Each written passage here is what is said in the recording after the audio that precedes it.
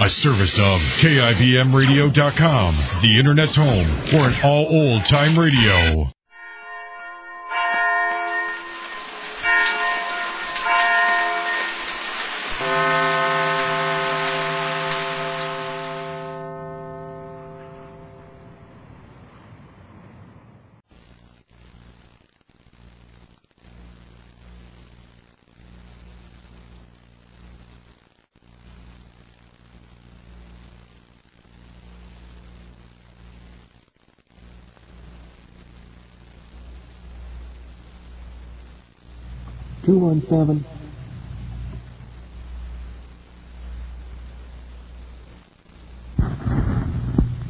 With only minutes to spare before Max Sanders went on trial for his liberty, Gerald Proust came through with a tempting offer. Surrender your control in the Sanders interests to me and leave town forever, said Proust, and I'll see to it that you're acquitted. Max might have accepted, but Mary stepped in with an unanswerable argument. Why, she argued, why should Proust want to make such an offer when it would be better for him if you went to prison? Why, if not that he believed you might not be convicted? Max lost no time in showing the furious Gerald Proust the door. Thus, resolutely turning their backs on their last hope beside the trial, Mary and Max prepared for the ordeal to come.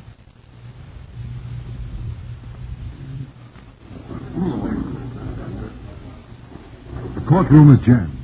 Max's friends, Mary, Phyllis, Danny, all that can be present are present. Mary and Dr. John Benson sit together for strength and comfort as District Attorney McGraw makes his opening to the attentive jury. Shall be dealt with in order as this trial progresses. Gentlemen and ladies of the jury. Here then, in brief and summary, is what this prosecution shall endeavor to prove.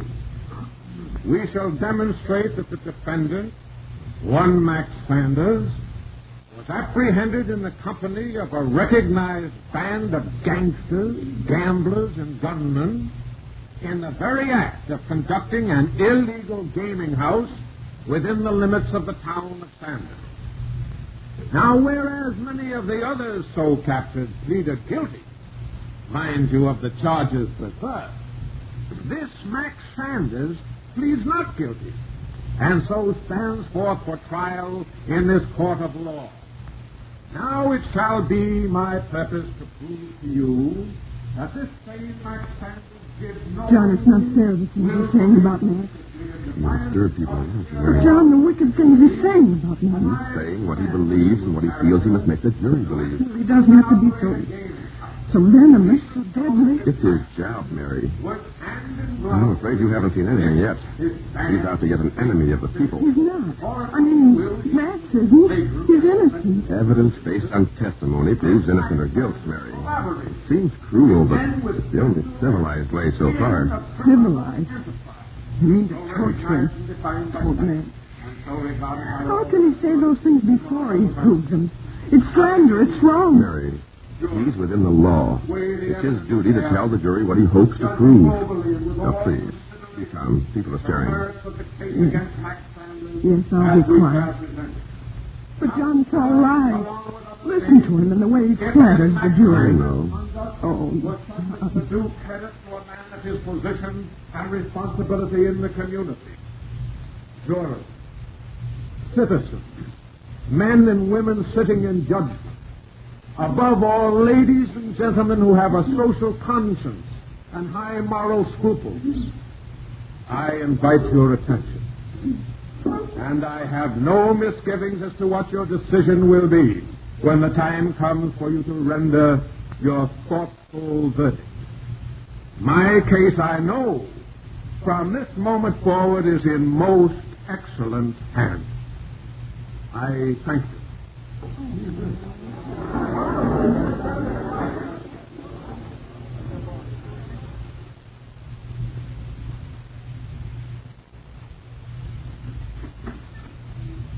Want to come in for a minute, John? What do you think? Should I? Aren't you tired after it all? Oh, a cup of tea will make us both feel better. You come in. Well, yes, thank you. Your coat? Thank you. Just throw your hat anywhere. I'm used to having men's things scattered about the house. Max is so untidy. The way he glared and folded his arms in court. The rocket Gibraltar in person. He was grand, wasn't he? Without being called upon to say a single word, he was great. He was magnificent. I hope he keeps it up. He didn't look like a guilty man. That always helps. Even though the worst crooks sometimes have the most innocent faces. It's human nature, human weakness. People are taken in by frauds. It makes them wary. And then they take it out on innocent people like Max. Oh, Mary. I'm sorry. I behaved badly in court, didn't I? Only during the district attorney's opening. I know, but I wasn't prepared for the kind of thing he said about Max. You don't understand, Mary.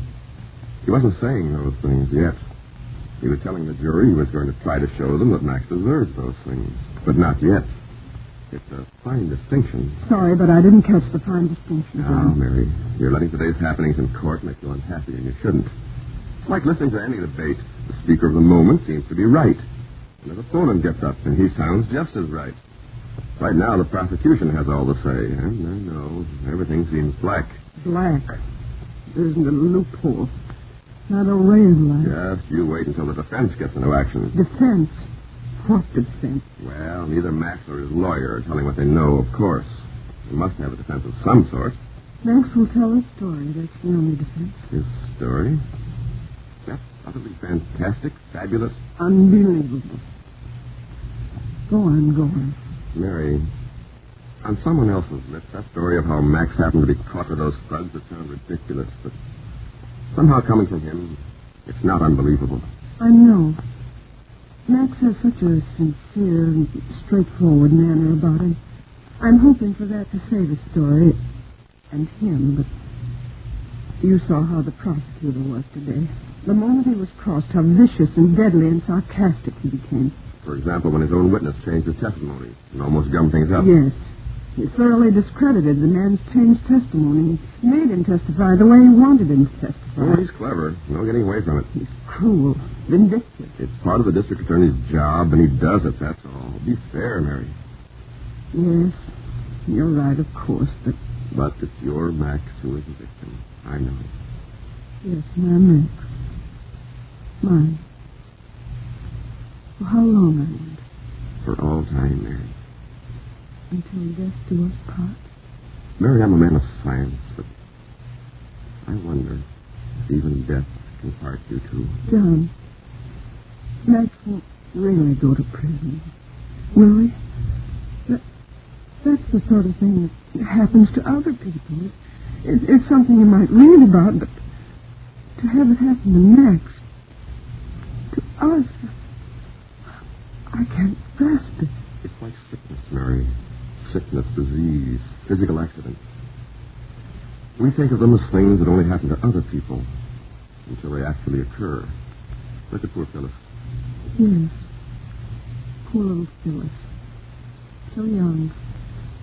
And so much in love with Dan. Yeah.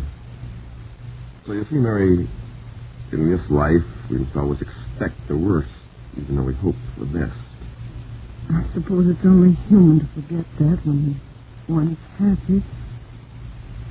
I was talking to Phyllis just the other day. And I'm sure you cheered her up. You know, you have that effect on people, Mary. I'm afraid I didn't help her much this time. Well, she mustn't be allowed to brood. You must keep her busy talking, doing little things. But in between when she can't help thinking that she's an invalid chained to a chair, not the girl that Danny married.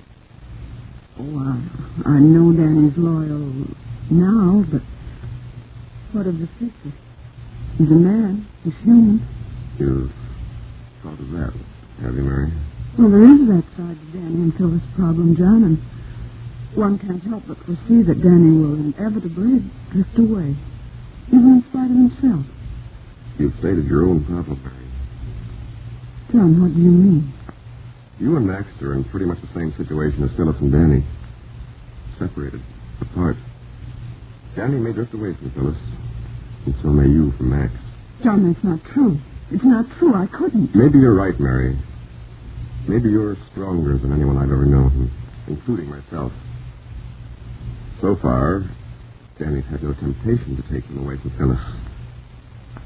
But, Harry, hear my John Benson, the man who loves you, the other man. And the irony of the whole thing is that Max wants to lead you to my protection. I'm still afraid that it's going to be an impossible situation, Mary.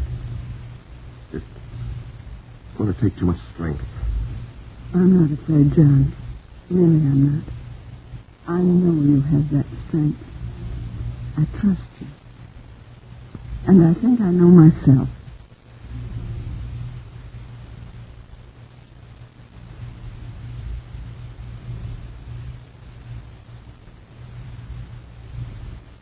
One woman to divide her courage between two men. Can you do it, Mary?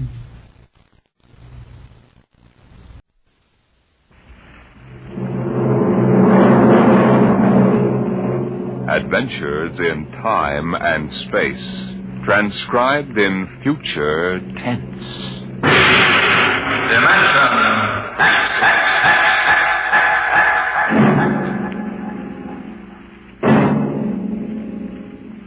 The National Broadcasting Company, in cooperation with Street and Smith, publishers of astounding science fiction, bring you Dimension X.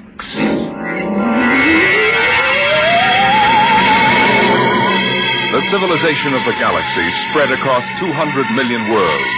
The black void of space swarmed with the ships of the Empire. But far off the trade routes, almost forgotten, lay the dying planet Earth, a backwater in galactic culture, a place of exile, a pebble in the sky.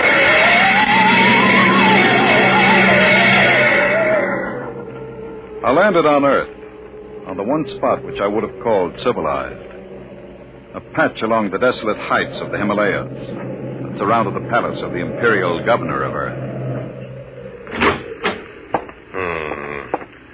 Dr. Bell Avedon of Sirius Sector. That's a familiar name. Perhaps you've seen it in the Galactic Archaeological Journal, my Lord Ennis. Me? No, I'm a soldier, not a scientist. It was a newspaper article. You gave an interview about your expedition to Earth. I suppose you want to start digging. Whatever can you find on this miserable heap of rubble? I don't consider Earth a miserable heap, my Lord. It's absolutely unique in the galaxy. Unique? It's the only inhabited planet that is radioactive. It's a pig pen. Yes, I know. But this planet is inhabited. Biologists have proven that on a radioactive world, high forms of life cannot develop. High forms? The rest of the galaxy hates the Earthmen, and they return it with interest. I don't think you understand. I'm not intolerant of anyone, and that even includes Earthmen. My theory is that life on Earth originated before it was radioactive. There's a story like that in the Earth lore of the ancients. I know, I've read it. Oh? I wouldn't admit that here if I were you, Dr. Avedon. It's forbidden for outsiders to read it. The Earthmen get pretty violent about their religion. Do you mean the imperial police power here is defective? It is in case of sacrilege. Well, now, what do you actually want to prove?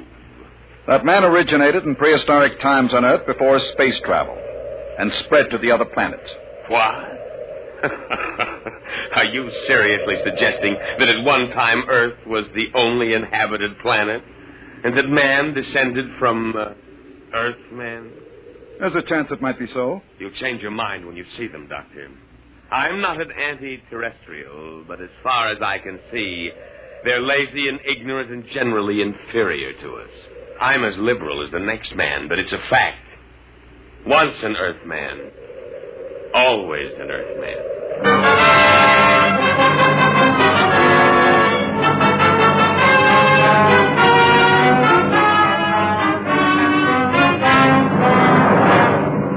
I booked passage to the city of Chica on an Earth line. My fellow passengers seemed ordinary enough. But I was conscious of being alone among Earthmen. I beg your pardon. Could you tell me what's going on there? Sure. You see that couple? They've been married 40 years. It's their anniversary. Yes, sir. 40 years. Hey, Mother? It seems like yesterday. Just like yesterday. Hey, when are you folks scheduled for the 60? In a month. 16th of November. Well, I hope you have a nice day for it. My father reached his 60 in a pouring rain. Kept complaining we were getting soaked. So I told him, what are you complaining about, Dad? I've got to come back. Now, this 60 they're talking about, are they referring to their 60th birthday? Sure. That's when they put you away. Euthanasia. It's a custom. Can't have people living on. Eats up all the food. That's right, isn't it, Pop? Yes, sir. Mother's coming with me when I reach the 60. She's not due for a couple of months, but she thinks we might as well go together. Yeah, that's the spirit. There's many a man living past the 60. Sneaks, stealing the food from the next generation. A guy should go when it's his time. Yes, but suppose it's only fair to... Hey, where are you from? I beg your pardon? Asking all them questions. Yes. Who are you? A spy? Where are you from? I'm Bel Abaddon from Baron.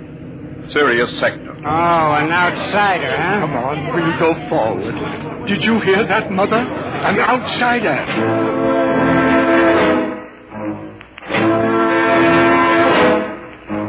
I burned with indignation. Earthmen treating me like an outcast. Earthmen. When we landed, I followed my intention of observing the human animal, subspecies Earth, in its native habitat. In this case, a large department store.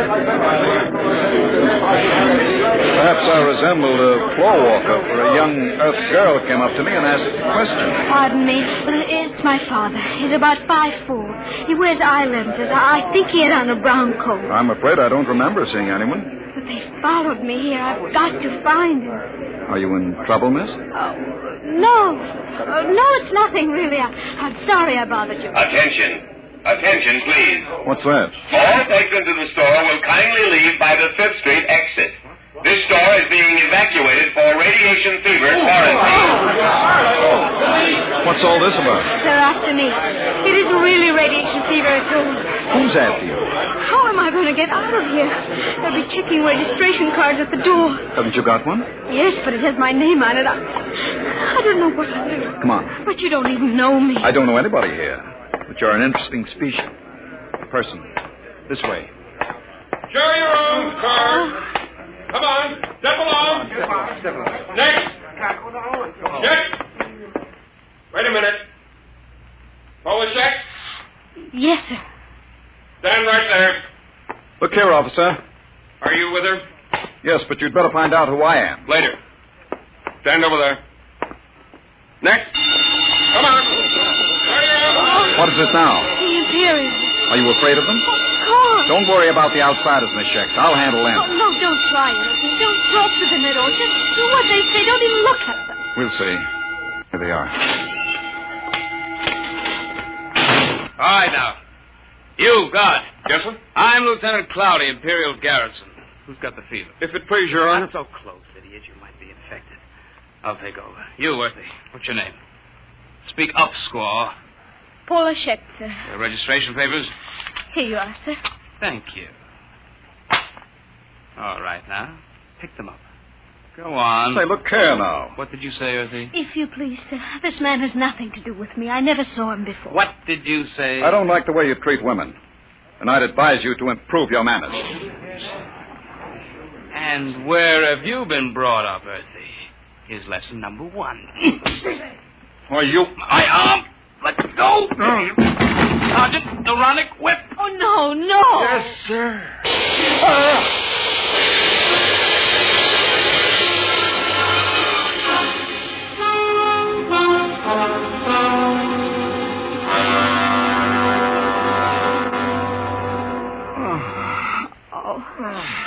You're all right now. What happened? They gave you full power and a neuronic whip. Where are we? The military base. Oh, you should... Is that... Well, Dr. Abaddon, we seem to have had an unpleasant contretemps in this city this afternoon. Unpleasant? I should put it stronger, Colonel. As a free citizen of the Empire, I had every right to resent such illegal treatment. I consider the whole incident unfortunate, Doctor. Don't you think it would be best to forget the whole matter? I think not. I have an appointment in a week with the procurator. Procurator, huh? What do you intend doing with Miss Schecht? What would you suggest, sir? I had... Free her immediately, and offer her your apologies. Of course. If the young lady will accept my sincere regrets, I will give the order for your release immediately.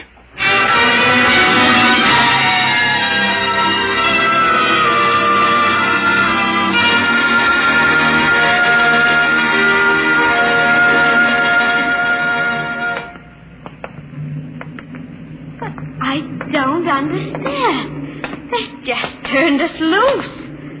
Of course. You must be very important. I never heard of the outside as being that polite to an Earthman before. I'm not an Earthman, Pola. What? I'm an archaeologist from the outside. Oh. Well, then you stood up to the soldiers because you knew it was safe all along. And I thought... Oh, I should have known. Pola, does my not being an Earthman make me any different from 5 minutes ago? You might have told me, sir. If you don't mind, don't call me sir. Don't be like the rest of them. Like the rest of whom, sir? The rest of the disgusting animals that live on Earth? Please. If you'll excuse me, sir, I must leave. Oh, wait. Pola! Listen to me, Pola!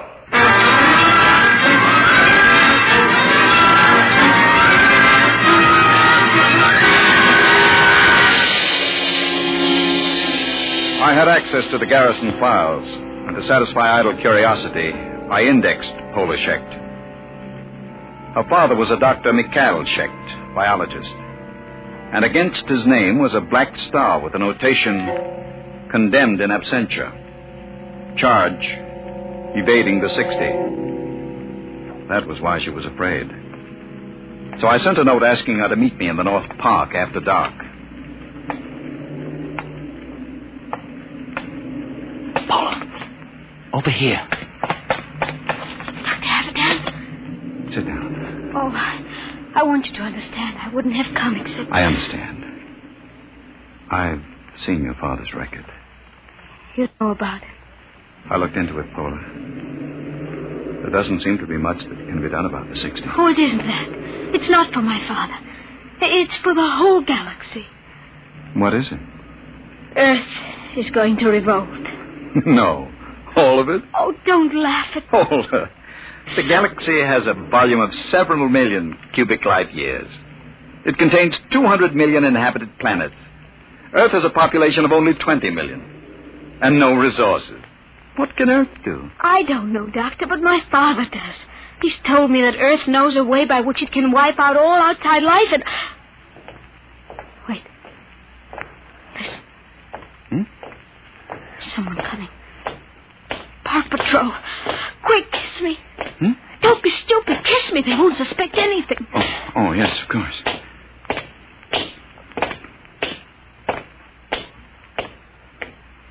Paula. They've gone. It's all right. Now come with me. I'll take you to my father.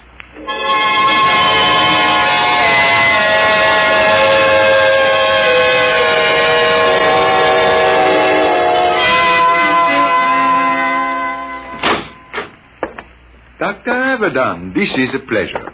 I have read your articles in the journal. It is hard to get copies.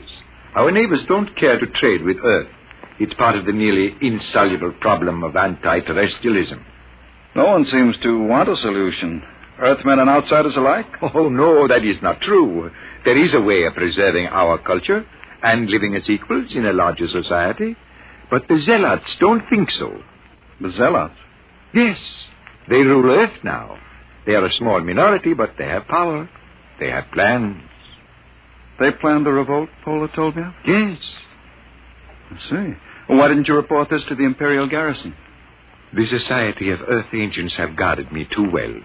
Besides, they had a hold on me. I am 62. You know the customs of Earth. The 60 years. They allowed me to live on. The price was silence about the weapon. You agreed to this? I wanted to live. What is this weapon? You are aware of Earth's peculiar environment, The radioactivity? Yes. Over the years, we Earthmen have built up certain immunities to radiation burns, for one. But it's a minute difference. I measured it experimentally. Oh, but, Doctor, human life is not the only form affected by radiation and mutation. There is microscopic life, bacteria, viruses. We have been searching out such a virus, one to which Earthmen have developed a high degree of immunity, but not outsiders. You mean a particular disease? Yes, common fever. It is a mild children's disease here, like chickenpox or German measles. But to outsiders, it is radiation fever. Symptoms develop in 2 hours. Lips are so badly affected that the victim cannot talk, and in 2 days, he dies. They've isolated this virus? Tons of it in crystalline form. And they plan to let this loose in the galaxy? By means of guided missiles. Then frightened refugees will carry the disease across space. And billions will die. You're sure about this? You have proof? I worked on the project. We've got to get to the procurator. I can catch the evening train at... Who is he? I don't know. Open up. There should have been an alarm. We've got to get out. Is there a bank? Open up the door. Don't move. Hands in front of you. What's the meaning of this? I demand... Shut up. I'm a galactic citizen. You've got no right to detain me without legal authority. I am an Earthman, but I think you'll find I am all the authority needed at this moment, Dr. Abadan. I am Balkus, the High Minister of Earth. The High Minister?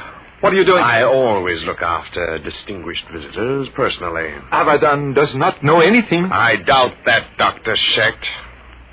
We will proceed now to the Hall of Correction. You can't do this. When the procurator... The procurator will hear nothing until it is too late. The guided missiles will be fired tonight at 12. Guard, if they make a false move...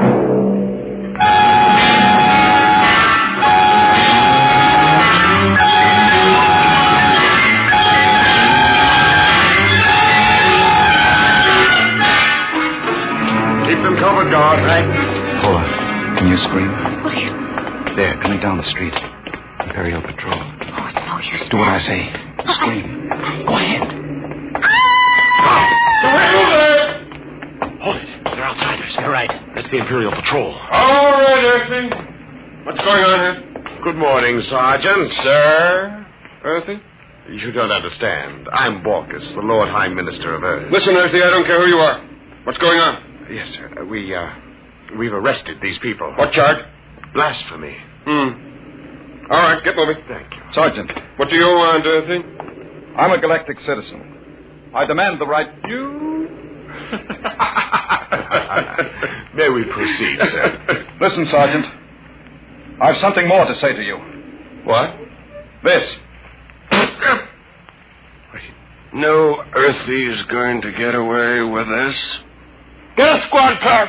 But, Sergeant, I'm the Lord Minister of Earth. Tell them about it at the Imperial Barracks. Now move, all of you, before I give you a shot of the whip.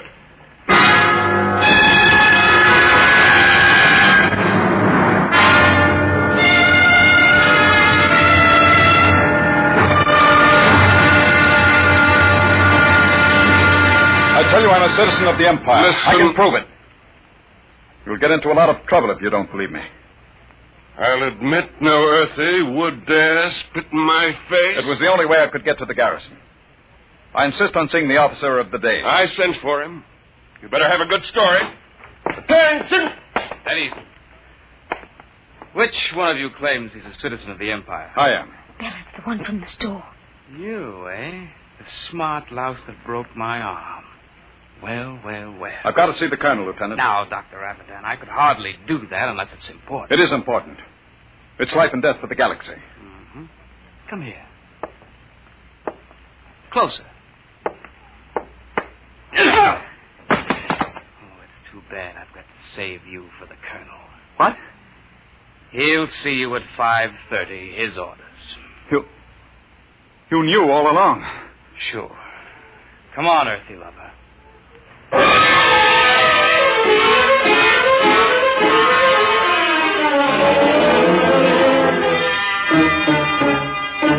I'm afraid you're in serious trouble, Dr. Abadan. The man you're accusing is the High Minister for Earth. I know, but I have proof. Well? I can only speak to the procurator. You've got to contact him. There are channels, Dr. Avedon. We haven't time for channels. I have the details of the plot from Dr. Schecht. You've got to let me speak to the procurator. I've already advised him of your arrest. He's flying in. You had better be able to prove what you say. If you don't, we'll have to hand you back to the native authorities and their courts notoriously savage.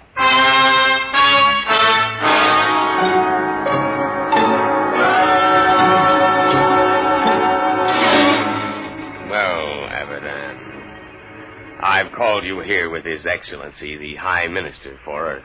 My lord, this man is behind the whole plot. Is he? There's no time to lose. I've explained to you about the virus. They're shooting off the guided missiles at 12. You've got to take action. Well, Your Excellency, my lord, if this man has any evidence... You admitted it this afternoon. You have no witness to that. Ask Dr. Schecht.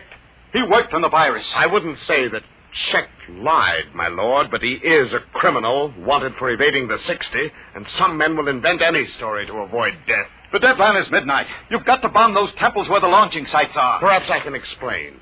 According to my information, Dr. Avedon seems to have succumbed to a certain Earth girl, the daughter of the unfortunate Dr. Schecht. Is this true, Avedon? What has that got to do with it? There isn't any time. You've got to do... Dr. Avedon, are you in love with that girl? Yes. Will you listen to me? I don't think we need pursue this any further. Your Excellency, I shall order you released with an apology. No. Dr. Avedon, I can hardly believe a degenerate who fraternizes with Earth women. You scum, you pot-bellied scum. I warn you, Avedon, you're in trouble enough. I'm in trouble. You fool, you stupid, blind, bigoted fool. You're destroying the galaxy. You're murdering them all. But before I die, I'll have the pleasure of smashing your fat, oily face in. Let me go. Guard the whip.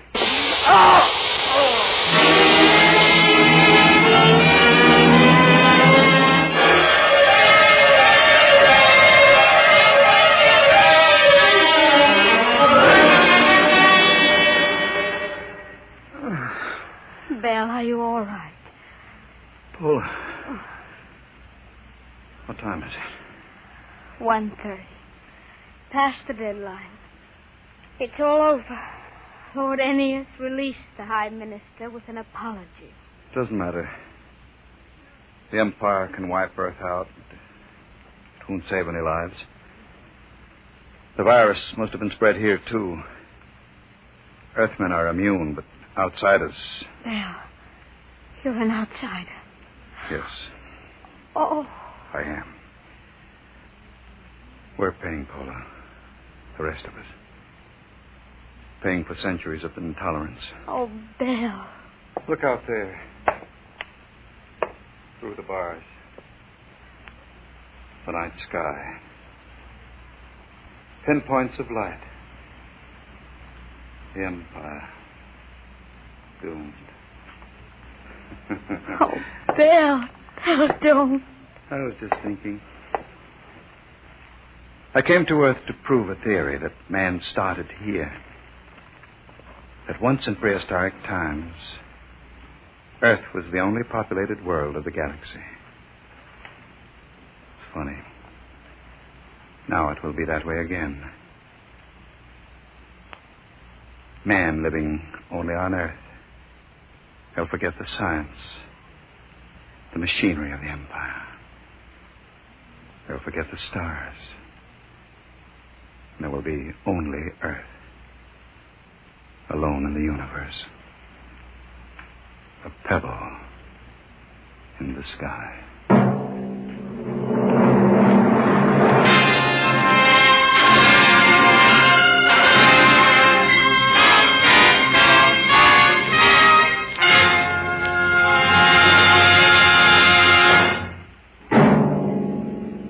The children of tomorrow will play with toys.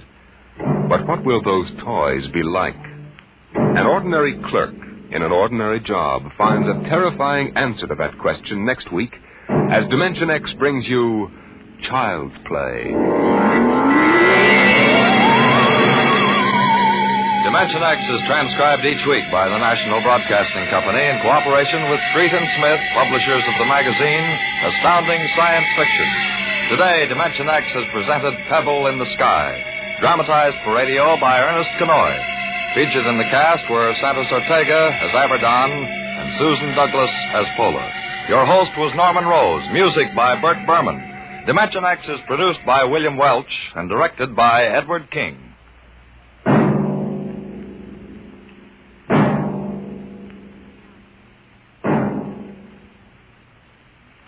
This is NBC, the National Broadcasting Company.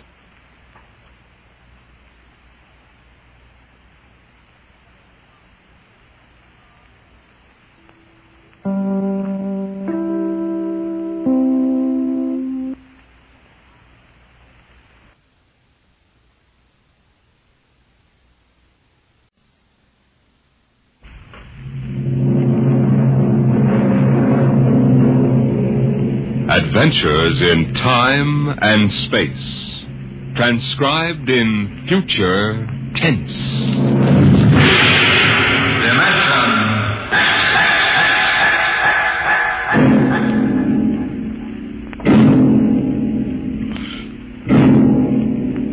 The National Broadcasting Company, in cooperation with Street and Smith, publishers of astounding science fiction, bring you Dimension X. In these times, even a child knows the meaning of atomic fission, jet propulsion, and electronic transmission. What, we ask ourselves, will the child of the future know? What of the time when science unlocks the secret of life itself? Could it be that one day, such things as constructing human life or passing back and forth from one dimension to another will become mere child's play? My name is Sam Weber. I'm an attorney, and a pretty successful one, if I do say so myself. My wife Tina and I live in a comfortable 12-room place up in Westchester. Now, I've read a lot of Horatio Alger stuff in my time, and so have you probably, but I'll bet you've never heard anything quite as spectacular as my story. Maybe you won't believe it, but I used to be a completely different guy. Frightened, sickly, nearsighted, a real Mortimer me. No kidding. That was 5 years ago. The big change in me began to take place on a cold December morning in 1945. Just a moment, please. Yes, please. Weber? Yes. Samuel? That's right. Step back. Okay, fellas, bring it in. Oh, just a moment. You must have the wrong address. Watch it, buddy. All right, sign here. Is, that for me? Weber Apartments. Looks like a coffin. I don't design them, Jack. I just deliver them. Sign here.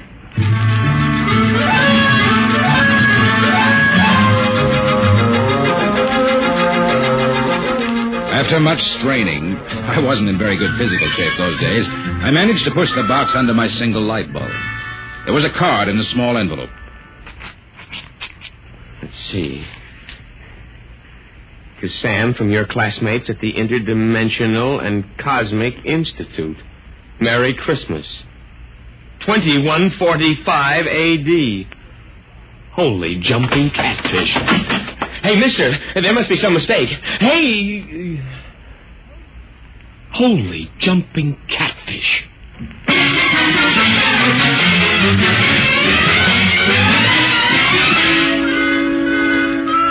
They were gone, and I didn't even know which delivery company it was. Well, I finally decided to open it up and see what was in it. After about a half hour of fumbling, I gave up. All right, then, don't open.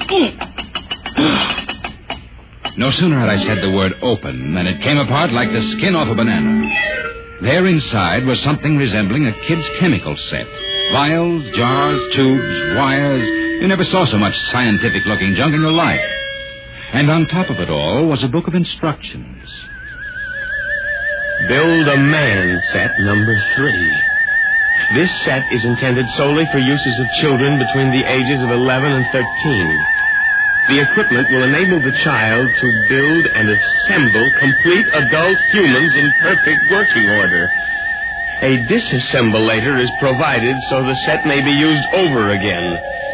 Refills and additional parts may be acquired from the Build-A-Man Company, 928 Diagonal Level, Blunt City, Ohio. Remember, only with Build-A-Man can you build a man.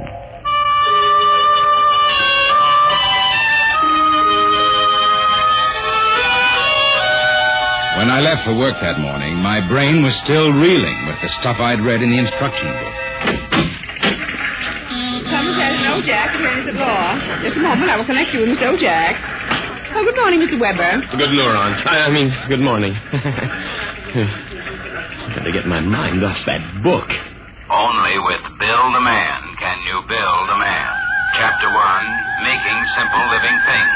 Chapter 2, Duplicating Babies and Other Small Humans. Oh, no. I've got to get a grip on myself. Here, do a little work. O'Brien versus O'Brien. Martin versus the city of New York. Oh, it must have been a dream. Probably go home tonight and find the place empty. Well, if it isn't the poor man's Clarence Darrow. Oh. Hello, Lou. I come as a bearer of sad tidings. Well, you don't look very sad. The boss wants to see you, laughing boy. What about? How should I know? Oh, and by the way, you'll be very happy to know that I've just been promoted. I'm handling all the criminal stuff from now on. Congratulations. You know what this means for Tina and me, don't you, Junior? Oh, well, cheer up. Tina's not for you anyway. Some got it, some don't. I got it, you don't. So long, laughing boy.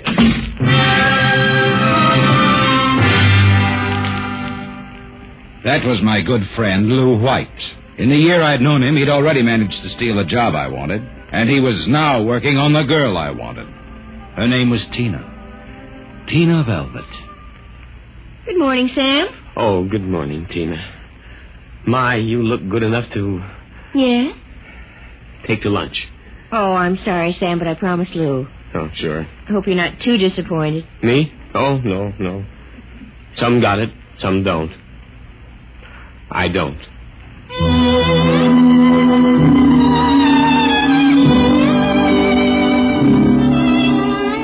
And that was Tina. I tried to steady my blood pressure as I walked into the boss's office. You sent for me, Mr. Ojak? Oh, yes. Sit down, Weber. Sit down. Oh, thank you, Mr. Ojak. Weber, I've been reviewing the work of my staff counselors for the past 6 months. I want to know only one thing. Yes, sir? What happened? I don't understand. You haven't had a single new client in 6 months. But no one has come in, Mr. Ojak. My boy, in this business, you've got to be aggressive. You've got to go out and create new clients. You've got to show some zip. Yes, sir. Do you have any zip? Oh, yes, Mr. Ojak. Oh, I've got zip, all right. I just can't seem to turn it loose, that's all. Well, get in there and punch now, Weber. I want to see a change in you in the next few months. As a matter of fact, I'd better. You got that? Yes, Mr. Ojak. I'll try to show some zip.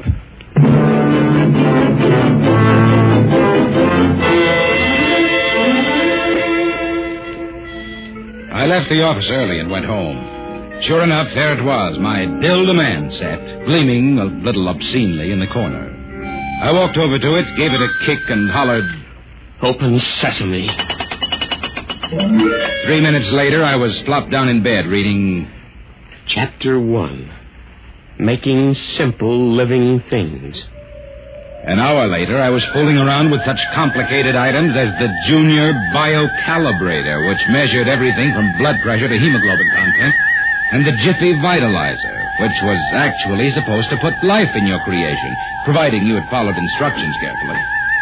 At 8:30, I made my first simple living thing. Here, boy. Oh, maybe you aren't a boy. Oh, let's see. According to the book, you are a rubicular oyster hog. Not much to look at, but I made you. Me, Sam Weber, attorney at law. I have created life. Hey, come back here. Come back. Here, boy. Hey.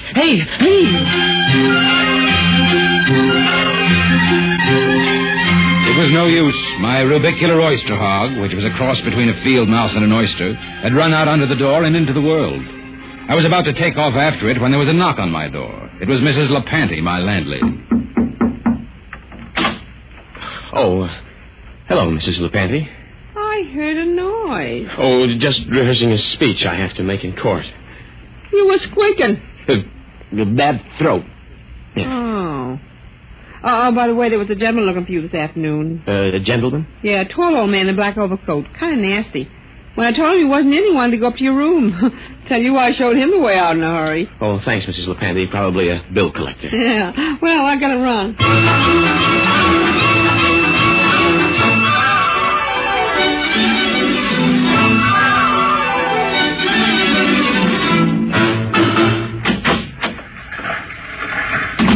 Oh, good morning, Sam. Here's that memo on Rosenthal versus Rosenthal and also a letter for... What's the matter? You look tired. Well, I had a bad night. Your lumbago again? Yes. Oh, say, by the way, your client was here again this morning. The client? Mm-hmm. Yeah. Oh, it must be the same fella that called at my house the other day. Yeah. Well, what did you tell him? Well, I said you'd be in later. Oh, thanks. Will that be all, Sam? Yes. Oh, no. Are you doing anything New Year's Eve? Oh, Sam, you haven't even noticed. Notice what? Well, the ring, silly. Third finger, left hand. What? Lou gave it to me. Isn't it simply gigantic? But you're not We're going to be married as soon as Lou finishes his next case. Lou is so sharp and businesslike. So is a guillotine. Sam, after Lou gave me the ring last night, I began thinking how I used to hope that it would be you. But, well, then I realized you'd never have the money, and, well, a girl has to think of things like a good steady income and a husband with... Zip. Yes, with a zip. Well, Lou has plenty of zip. I'm sure you'll be very happy zipping around with each other. Oh, Sam. Well, Sam, Hey, what's going on in here? Honey, is this little baboon giving you any trouble? If he has, I'll take him apart like an egg crate. No. Take it easy, Strongheart. Tina just told me the good news about your engagement. She's crying with happiness. Is that right, honey? Well, then, no hard feelings, Sam. Just that the best man got the girl, you understand. Oh, say, by the way, we're having a little celebration at Sigali's tonight. Drop in and we'll live it up a little, huh?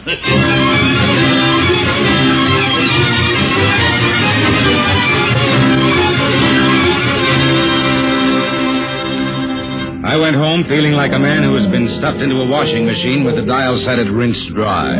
I was a failure. I walked over to the mirror for a heart-to-heart talk with myself. Nothing. That's what you've got, Sam Weber, in unlimited quantities. Nothing. We ought to just tear you down and start all over again. We ought to take you... Hey. Oh, no, not that again. But why not? Think of it. A Sam Weber without the psychological problems you've got. A dynamic, uninhibited Sam who could win a girl like Tina by sheer magnetism. Then when it was all over, we could just take the old disassemblator and presto. And I can do it, too.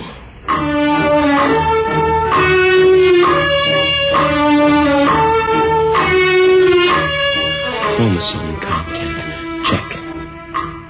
Cerebral content.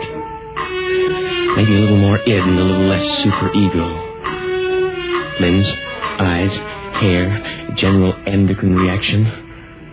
Well, here goes. It's moving. Holy mackerel, it's alive. It's getting up. Say, I feel great. Oh, no, take it easy. Do you know who you are? Of course I do. I have all the thoughts you ever had up until the point I was vitalized. My brain is an exact duplicate of yours, except that I'm not all blocked up psychologically. Right. It said in the instruction manual you'd be uninhibited. Say, this is all right. Oh, by the way, since we both have the same name, it'll simplify things if I call you Weber. I'll be Sam. Oh, no, now look here. I'll make the decision. How would you like a good punch in the nose? Well, is that any way to talk to your own parent? I did create you, you know. Well, don't think I don't appreciate it, Weber, old man, but let's get one thing straight. I live my life and you live yours. You got that?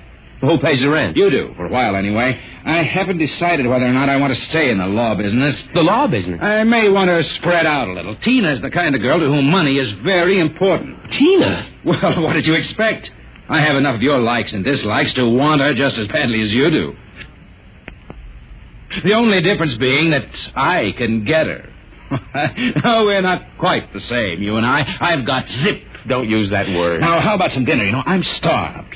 I'll have to go out. I'll need some clothes. Sorry, I only have this one suit. Fine, you can lend it to me. Well, what about me? I'll bring you a sandwich after I come back from Segali's. Segali's? Well, you haven't forgotten, have you, Weber? We're invited to the celebration. Tina and Lou White. Only it wouldn't look quite right if we both showed up, so I'll tell you all about it. Now, off with that suit, and no nonsense. Well,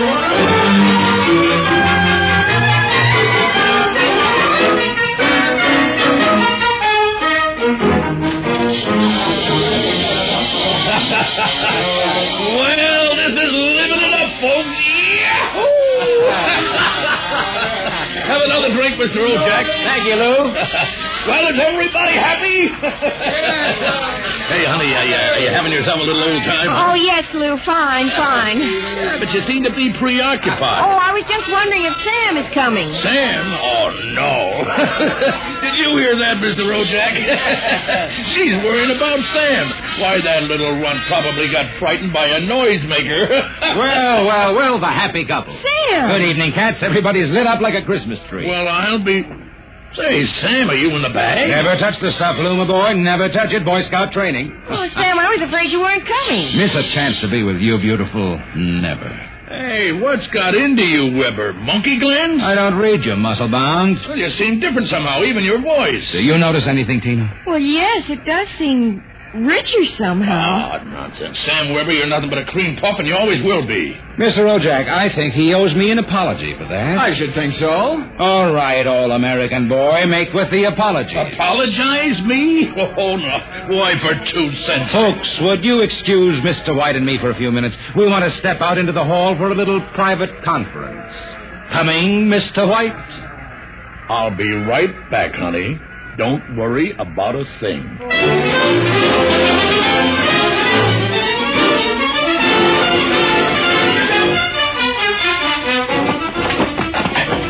Okay, big boy, you've taken enough punishment. Now. Sam! Lou, don't kill him. He did... Oh, dear. He'll be all right in a little while, baby. But did you... Oh, Sam. Tina. We really shouldn't kiss like this. It's what you've always wanted, isn't it? Well, isn't it? Oh, Sam.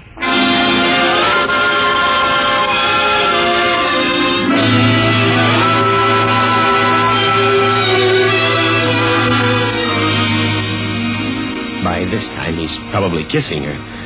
And there's nothing you can do about it, Weber, old man. Nothing. Hey, wait a minute. Where's that book of instructions? To disassemble a Build-A-Man model, merely focus the ray of the disassemblator device and press lever X. But that's murder, Counselor. Still, legally, in order to prove there's been a murder, you need a corpus delicti. And nobody even knows there is another Sam Weber. Oh, so you're finally home. I'm starved. Sorry, Weber, old man, but very pressing business detained me. I suppose you made a fool of me over at Segali's. Oh, on the contrary. What do you mean? My boy, you are looking at a man who in one fell swoop has got himself a raise, a promotion, and a wife. At least she'll be my wife tomorrow. Who? Tina, of course. I don't believe it. I had to put on quite a show, but all around it was a real success. Mr. Ojak was so impressed he called me aside and said he was going to give me a crack at some criminal cases. And if I made the grade, why, who knows, I may even accept a partnership. You've got it all figured out, haven't you? That's about it. Only you neglected to consider one thing. Oh, what's that? This. Hey, put that down. Get back, you usurper, you. I'm going to melt you down like a Welsh rarebit. Weber, you can't do that. It's murder. It's like killing your own son. After what you've done to me, it's a pleasure. I didn't ask to be brought into this world, but now that I'm here, I like it enough to want to survive. Take off my suit, you phony. You won't be needing it again. You're really going through with it, huh? I am. All right. Oh, here's your jacket. Give me that thing. Give it to me. That's better. Now we'll fix this little item so it can't do any damage. Oh, no. Yeah, you see, Weber? You don't have the guts to stand up against the man you might have been. Oh, what's that sound? I don't know. Seems to be inside the house. Somebody's coming up the stairs. Listen. Take a peek through the keyhole, Weber. Holy jump. It's him. Oh. The old man with the black coat. His eyes all black and shiny without any whites. Looks insane. Don't open it.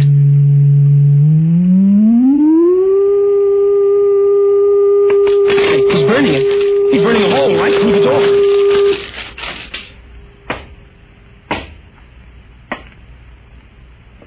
Good evening, gentlemen.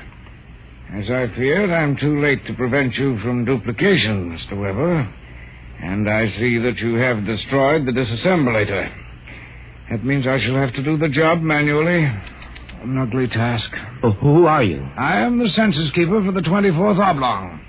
You see, your Build-A-Man set was intended for one of the Weber children who is on a field trip in this oblong 200 years from now. Because of an unfortunate time warp, the set was delivered here accidentally. You mean this set came here from 200 years from now? Precisely. Time, as with all things, is relative. We shall have to recover the set, of course, and adjust any discrepancies it has caused. But meanwhile, the problem is, which of you two gentlemen is the original Sam Weber? Oh, I am. Listen, difficulties. Why cannot I ever have a simple case like a double conuplication? Now, look here, Mr. Census Keeper. The duplicate will obviously be less stable and more emotionally unbalanced. Certainly, a man of your qualifications can decide which of us is the more valid member of society. Which of us will conform more readily to the standards. Naturally. I observe that one of you is naked. Oh, wait a minute. And you also seem to be trembling. Whereas this gentleman seems quite calm. No, hold it. You're making a mistake. I hardly think so. No, stay away from me. Please do not struggle. Help. Please. Mr. Weber. Yes. It would be better if you didn't watch. Of course.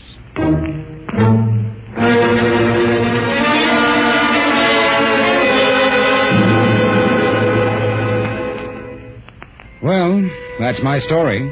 Within 10 seconds, the old Sam Weber had been completely dismantled and packed into the box. Tina and I were married, and I went on to become a full partner in the firm of Ojack, Somerset, and Weber. Oh, and by the way, Tina and I have been doing quite successfully what the old Sam Weber and his Build-A-Man set made such a mess of. We have 1, 2, 3 little conuplications. Sam Jr., age 4, Sameta, age 3, and Samina, age 4 months. Good night.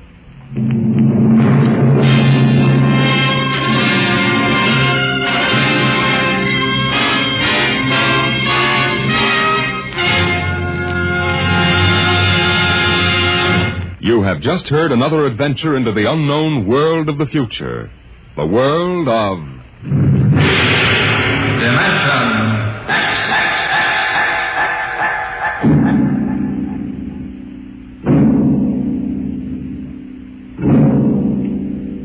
Time is a strange and mysterious dimension. Could we alter the future if we could travel back in time to our own youth?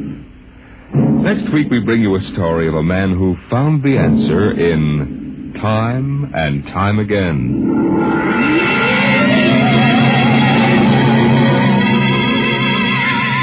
Dimension X is presented transcribed each week by the National Broadcasting Company in cooperation with Street & Smith, publishers of the magazine Astounding Science Fiction.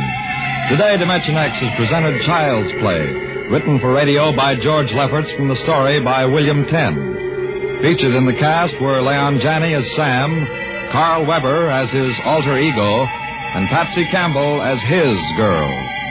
Your host was Norman Rose. Music by Burt Berman. Dimension X is produced by William Welch and directed by Fred Way.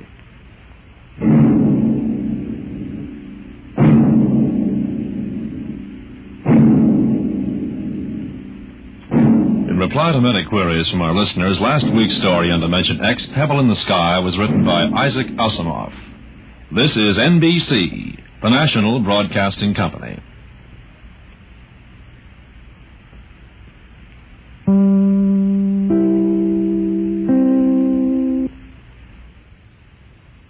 Hollywood, California.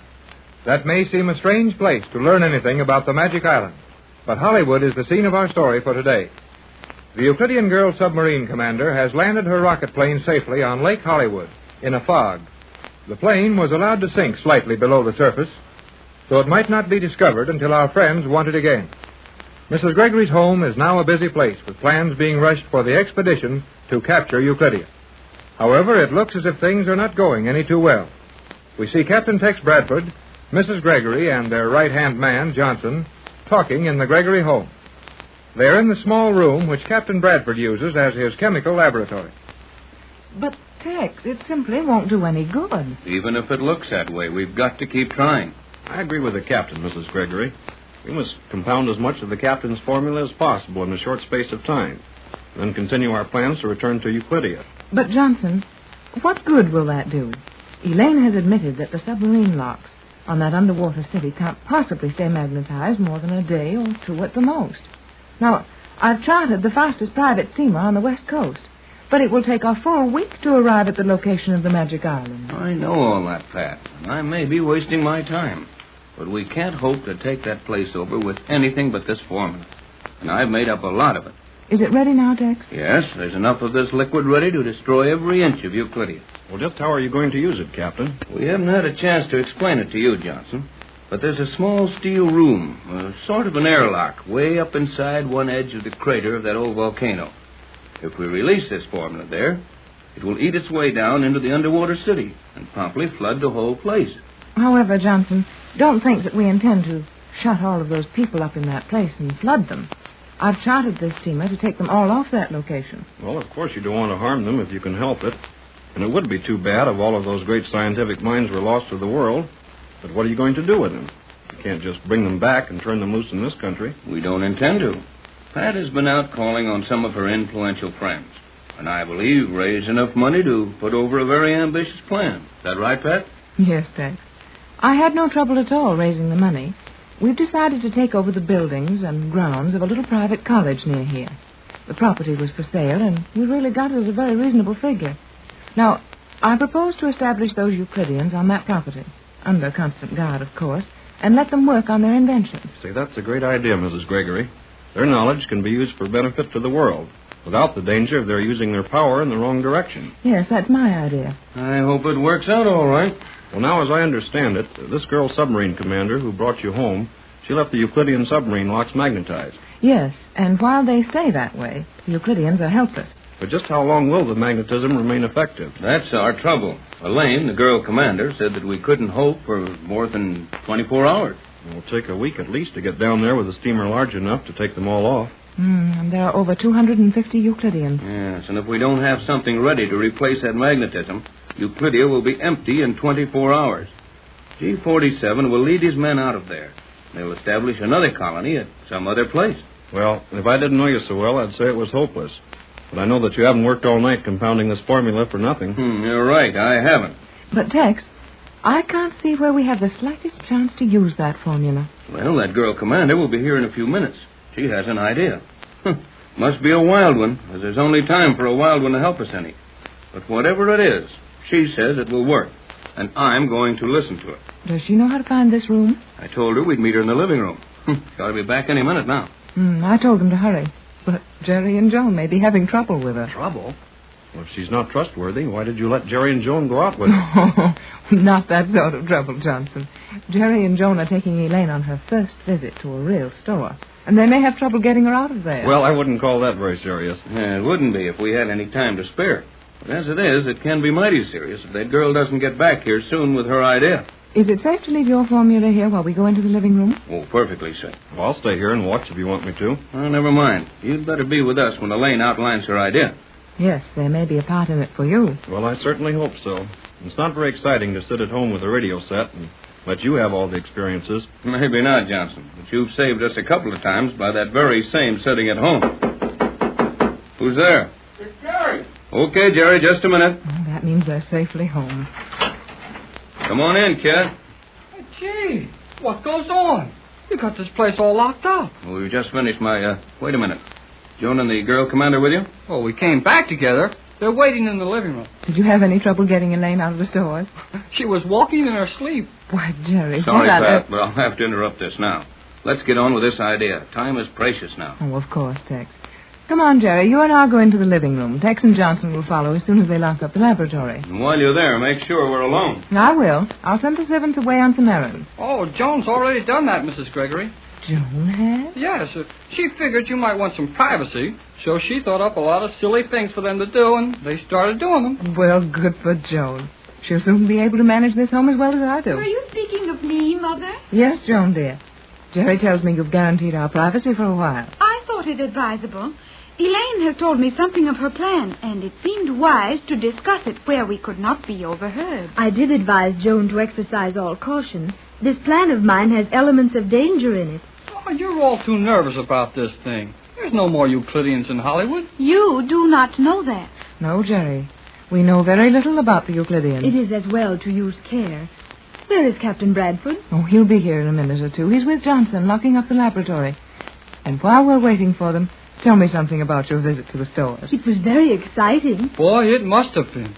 All you did was stand around in front of counters and hold a lot of cloth and ribbons in your hand. It was the first time I have ever felt such fabric. Of course, Elaine. I can understand how you felt. Elaine would not purchase anything, Mother. I tried to persuade her to bring home a dress or a coat or something for herself, but she refused. Why was that, Elaine? Oh, she figured that she didn't want to spend any of your money, and Joan and I couldn't talk her out of it. I hope you will understand my position, Mrs. Gregory. You are more than kind in giving me the freedom of your lovely home. I should prefer to wait until our mission is accomplished. Then I may feel that I have rendered some little service to you. Mother, I have tried to reason with Elaine, but it is without effect. She feels that she must earn your money before she can accept any of it. I am sorry if that is not correct for your world. Well, it's correct for anybody's world. But I never heard of anybody worrying so much about taking money before. It is unusual, Jerry, but Elaine is right. And I appreciate how she feels. We'll fix that later. Come right on in, Johnson. I see everybody's here. We'll get right down to business. If you'll sit over here, Johnson. Thank you. I'll sit here by the door and leave it open. All right, Elaine? What's the idea? Your formula is complete. Ready to go. Is it possible to suspend your containers in the water? Sure, if the depth isn't too great. The containers are naturally made of glass, so that they may be broken and allow the halves of the formula to run together. Well, yeah, but that stuff won't be much good underwater. That is, it would get too weak to do any good. That's right, Jerry. The only way it could be used underwater would be to suspend it against some metallic substance it would eat through before dilution became too great. That is my idea. If my calculations are correct, we have less than 6 hours of safety. At any time after that, the Euclideans may succeed in freeing those submarine locks of the magnetism I imposed. 6 hours? Why, we can't get down there in less than 6 days. But wait until you hear Elaine's plan, Mother. Well, let's have it, Elaine. 6 hours sounds mighty short to me. You and I will return to Euclidia at once in the rocket plane, Captain Bradford. Hey, what about the rest of us? You will follow in the boat which is to return the Euclideans to this country. Oh, I hate to think of you running into danger while we sit safely on a big boat. Well, if Elaine has it figured out, let's have it all. There must be some reason for just 2 of us going. There is a good and sufficient reason. In the first place, the rocket plane was badly overloaded coming up here, and the fuel is running low. With only 2 of us aboard, we have a chance to reach the location of Euclidia. That sounds reasonable. Sounds dangerous, too, if you think you've only got a chance to land there. I don't like that. I would prefer to accompany them, Mother. But I believe Elaine knows best. Well, go on, Elaine. What's your plan? You and I will go at once, Captain. We will have fuel enough to reach there, I think, and provisions for at least a week. All we have to do is suspend containers of your formula against the submarine lock, and on top of the escape lock we use, and float there on the surface until the boat arrives. You know, I could be a lot of help if I went along. Possibly, and your weight might be the deciding factor if we run out of fuel short of our goal. But, Elaine, suppose you do run out of fuel anyway and have to land before you reach Euclidia. We'll just land on the course. You'll follow with the boat, float around there until you come down and pick us up. The Euclideans will escape, but we can't help that. I think their escape is not as serious as what they would do to you if they found you floating helplessly on the water. Gee, I never thought of that. I did, Jerry, and it isn't a pleasant thought. We have no alternative if we ever hope to capture those scientists. That's right, Elaine. If they get away from us this time, they'll destroy that city as they leave, and move to some other out-of-the-way place and start another colony. In addition to which they will do immeasurable harm in this world. Yes, their motives for revenge would lead them into almost anything. Well, it looks like Elaine's plan is the only one. But I wish I could go along. So do I, Jerry. I've stayed at home long enough through all of this excitement. Sorry, Johnson, but we'll have to leave you again. This time, however, you'll have Mrs. Gregory, Jerry, and Joan to take care of. And you'll be in charge of the rescue boat. Well, that'll help some. And we will make the trip in our boat as rapidly as possible. I'll say we will. How long will it take to raise that plane of yours, Elaine? Only a matter of moments. I will make a short dive under the water and turn on the exposed helium valve. The shell will be reinflated and the ship will rise rapidly. But it's broad daylight. We'll be seen at Lake Hollywood. I know it, but there isn't a thing in the world we can do about it. Elaine says we haven't more than 6 hours. I am sure the Euclideans will be free shortly after that time. And it will take us a little over 4 hours to fly down there. Let's go. Well, now, what do we do? You get the formula, all of it except one set of containers, which you can bring on the boat with you. Can I do anything, Captain? Help Johnson load that stuff in the car and keep your eyes open in the driveway. Aye, aye, sir. Come on, Johnson. Right with you, Jerry. What can I do, Tex? You and Joan get some warm clothes ready for Elaine. We're going to need them if we've got a lot of diving to do. I wish I might go with you, Captain. I know that, Joan. You and Jerry's been a big help plenty of times, but I'll have to go this time without you. You'll keep in touch with us, won't you, Tex? Why, sure. The minute we land at Euclidia, we'll radio you. And you'd better shove off with that boat the minute we leave. I'll call the crew to stand by right now. They're all waiting for the call. Well, it looks like this is our last try at capturing G-47. And with a little luck, we'll make it. One of the most peaceful spots in the Hollywood Hills is that surrounding Lake Hollywood.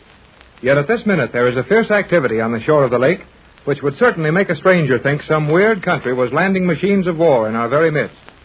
The Euclidean rocket plane, which brought the Gregory party of 7 and the girl submarine commander safely back to Los Angeles, has been refloated on the surface of the lake. Preparations are underway for an immediate takeoff. Captain Tex Bradford and Elaine, the girl Euclidean commander, are going to make a dash back to Euclidia. Jerry Hall and Joan Gregory are helping them with their last-minute plans. Are you sure you've got everything, Tex? Everything we have time to worry about. The plane does not seem to be buoyant enough to rise from the water. I was wondering about that, Joan. Well, how about it, Elaine? I am nearly ready, Captain Bradford. The task of driving the water from the outer shell has been slower than usual, due to the necessity of watching the rise closely. In flooding and then re-raising the ship, all from the outside, as we have done this time, it must be done slowly, as the plane could easily leap from the water and float beyond our reach if I admitted too much helium. Well, golly whiskers. Who ever heard of a leaping plane? This rocket ship would do exactly that, Jerry. Yeah, I guess it would.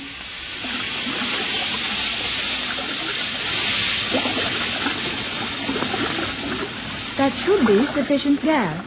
Will you watch the stern, Captain Bradford? Right, Elaine. It's coming up pretty fast. That will be all. This thing is sure ready to jump into the air now. And we're about ready to jump with it. Captain Bradford. Yes, Joan? I believe we are observed. Huh?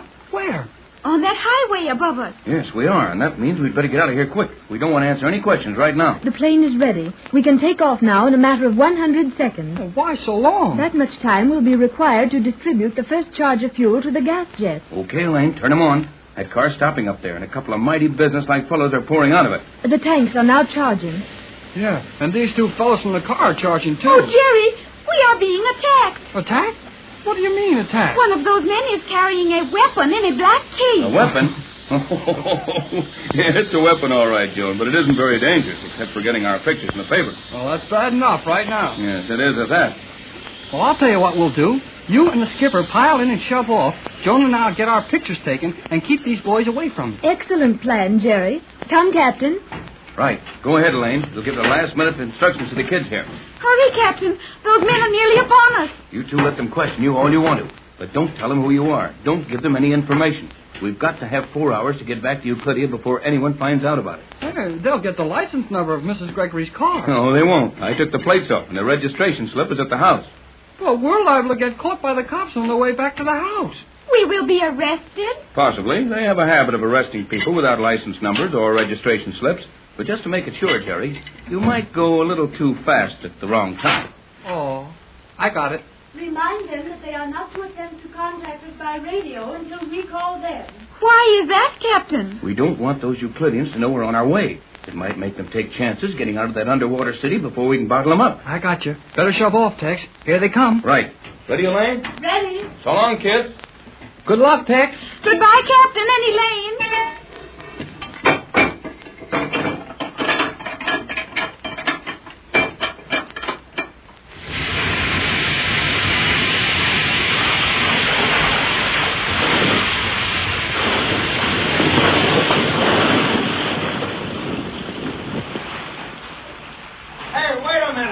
Remember, Joan, we don't know what's happening. I couldn't even get set for a picture of that thing. You know best, Jerry.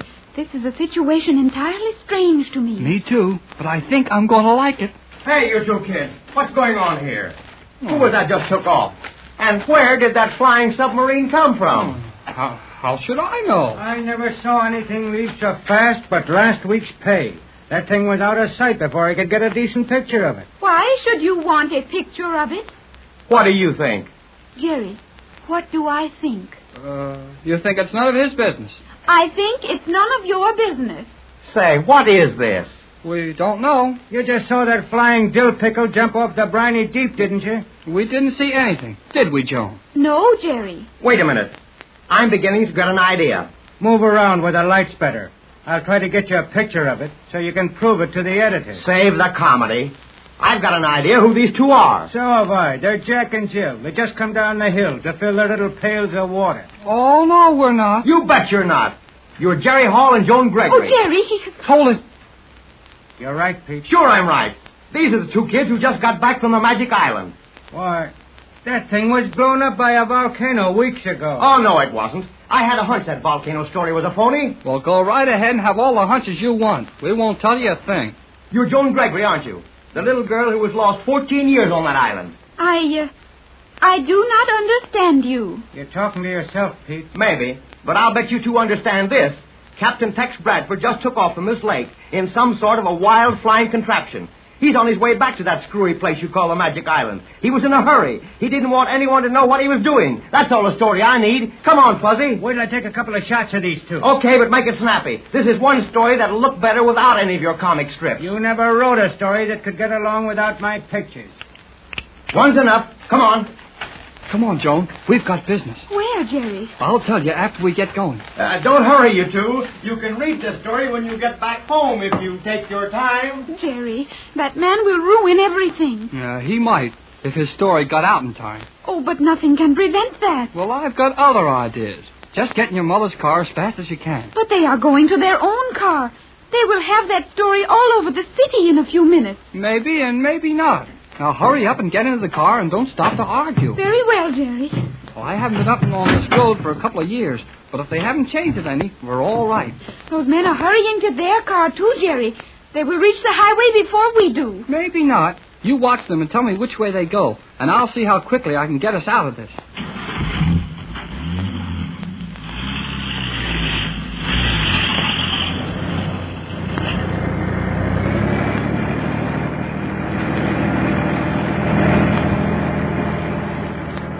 Jerry, these curves are dangerous. Nothing is dangerous to you, Euclidia. Now, take it easy. Well, I will try. Just let me drive this car and keep your eyes on those two in the other car. They are going up a winding drive, almost opposite to the direction we have taken. Did they turn to their right as they started up the hill? Yes, they did. Swell. Hang on tight, Joan. We'll see if this car of your mother's is as good as it looks.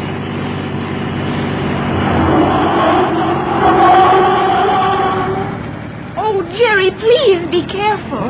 We're still on the road. But you go so fast around those turns. Those other fellows are going pretty near as fast, only they've got farther to go. Now, if I can beat them to the top of this hill, we're all right. But what good will that do? You'll see when we get there. I mean, if we get there. You are being very foolish, Jerry. Sure I am. But Captain Bradford and Elaine are flying 1,000 miles an hour, trying to get to Euclidia before G47 knows they're coming. And if these men get that story to their newspapers, it'll be on the radio in half an hour, and G47 will know all about it. I know that, Jerry. But how can you prevent it? Well, just give me a few seconds to get around this next turn on the top of this hill, and I'll tell you.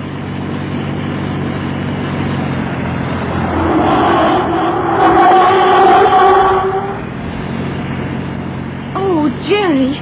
Jerry, did you not see that notice at the top of this drive? Oh, sure I saw it. But you are going down a one-way drive. It is wrong to go down this way. Well, I know it. And I'm going to stop going, right in that narrow place just ahead of us. Hang on while I skid this car straight across the road. But that will block the road. I hope you're right, Joan. Hang on tight.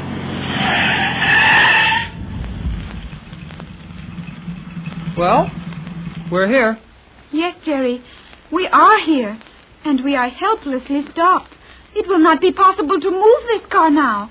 There is no room to go forward or backward. And if you noticed it, it's going to be mighty hard for another car to get around us, too. That does not better our position. Maybe not, but it won't hurt Captain Bradford's position any. Jerry, you are going to compel that car to stop. You bet I am. Here they come now. And look at their faces. They have seen us. Sure they have. And do they look mad? But what will they do to us? Nothing. I had an accident with a car. It got stuck across the road. And if that keeps a couple of wild men from running to their papers with our story, well, I can't help it.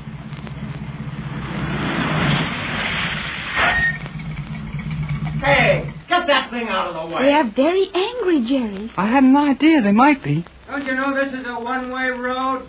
Never heard of it. Jerry, could they not back their car down and go around the other way? Well, that's what I was afraid of. They do. But luck's on our side now. There's another car coming up behind. And the people in that other car will be angry also. Oh, guess they will. But if enough cars pile up on this road, we'll manage to keep our friends here for a while. Hey, you two lunkheads, what's the idea? Sorry, mister. I guess I started down the wrong road. You know, blame well you did. Well, you can see where I skidded.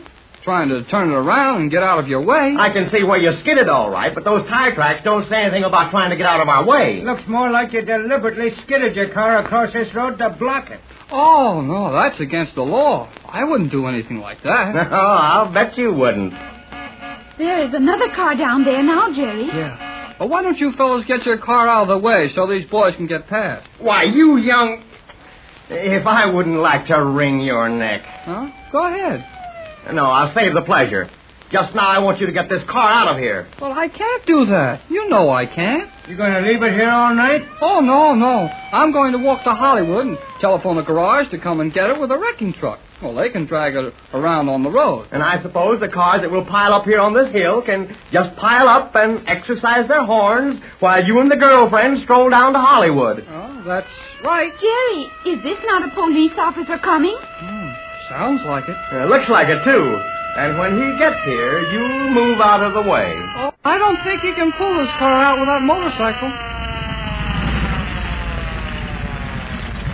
Oh, Jerry, what will the officer do to us? I hope he takes us to jail. If he does, we can't phone a garage to come after this car, and our nice friends here can wait a while longer. You're going to get plenty of action, Jerry, my boy, and you're going to get it right now. Faster than a speeding bullet. More powerful than a locomotive. Able to leap tall buildings at a single bound. Look, up in the sky. It's a bird. It's a plane. It's Superman. Kellogg's Pep. P-E-P, Pep. Kellogg's Pep, the Sunshine Cereal, presents The Adventures of Superman.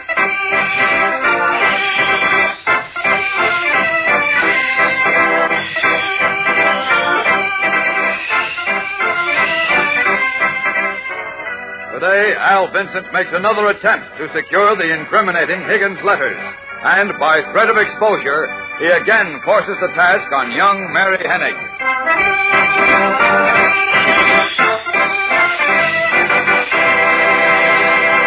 Hello there, gang. This is your pal Dan McCullough. You know, I think the Kellogg Company dreamed up a nifty name for this week's Pep Dish of the Week. Date Bait. Yes, sir, that's the new Pep Dish of the Week. Date Bait. And it tastes just as terrific as it sounds. Here's the idea. In your breakfast bowl, make alternate layers of Kellogg's Pep, the Sunshine cereal, and dates. You know, cut them into fairly small pieces. That's easy, isn't it? First Pep, then dates, then more Pep, and so on. Pour on milk, and you have Date Bait, the Pep Dish of the Week. A slick treat that sure does bait your morning appetite. What those tender, crisp flakes of Kellogg's Pep do for the dates. And how that golden toasted sunshine flavor does rise and shine. No kidding, gang. Kellogg's Pep has such a catchy come-on flavor, you can hardly wait to dig in and polish off every last spoonful in your bowl. And you know, that's the hep thing to do. Nowadays, the cereal grains are being sent to fellows and girls all around the world. So, gang, when Mom brings Kellogg's Pep home from the grocer's, make yourself a committee of one to guard against waste. If you pour your own Pep, pour it carefully and eat up every bit you pour out. Remember, eat all your Pep. Don't waste it. And now, the adventures of Superman. In a campaign to wipe out the slums, on the theory that underprivileged children in such areas were often forced by circumstances to become juvenile delinquents, Clark Kent and his colleagues on the Daily Planet opposed the election of Martin Higgins, whom they knew to be a corrupt politician. When Al Vincent, a Higgins henchman and crooked pawnbroker, learned that a Planet reporter had gained possession of some letters that linked Higgins with a ring of racketeers who furthered the crime careers of juvenile delinquents, he assigned a clever young girl hoodlum to find their hiding place. The girl, Mary Hennig, also known as Chickie to her associates, played on Lois Lane's sympathies to worm her way into a job on the Planet, where she learned that the incriminating letters were held by a reporter named Tony Sloan.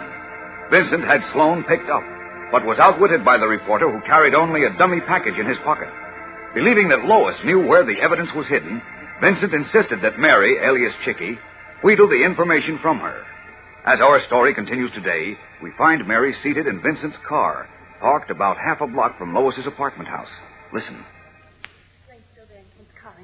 Yeah. Lucky thing we saw them before we pulled up to the joint. It sure is. What time is it, Al? 1 o'clock. Gee, it's late. Wonder what they're talking about at this hour. I don't know. Maybe about Sloan disappearing. Don't say it, Al. What's the matter, Chickie? Ain't you got no guts? Not for murder, I ain't. I didn't mind so much doing stealing and spying jobs with the other kids for you, but I didn't count on getting mixed up with no killing. Forget it. It's done now, and you're in it with the rest of us. But there ain't no buts. If we get caught, you're a cinch for a long stretch. Maybe even the hot seat. No, they can't do nothing to me. I didn't do it. I didn't even see Sloan. But you put the finger on him. Don't forget that. Oh, why did I ever get mixed up with stuff like this? Why didn't I listen to my mother and sister? Cut your blubbering. This ain't no time to think of that. It's too late. I know. All right. So now you know you got to stop at nothing to get them Higgins letters away from that newspaper. Because if you don't, Higgins' chances for election is washed up. And without him, we ain't got no protection. Get that? Yeah, I get it. But look... Hey, wait. She's getting out of the car. See? Yeah. And there goes that Kent guy.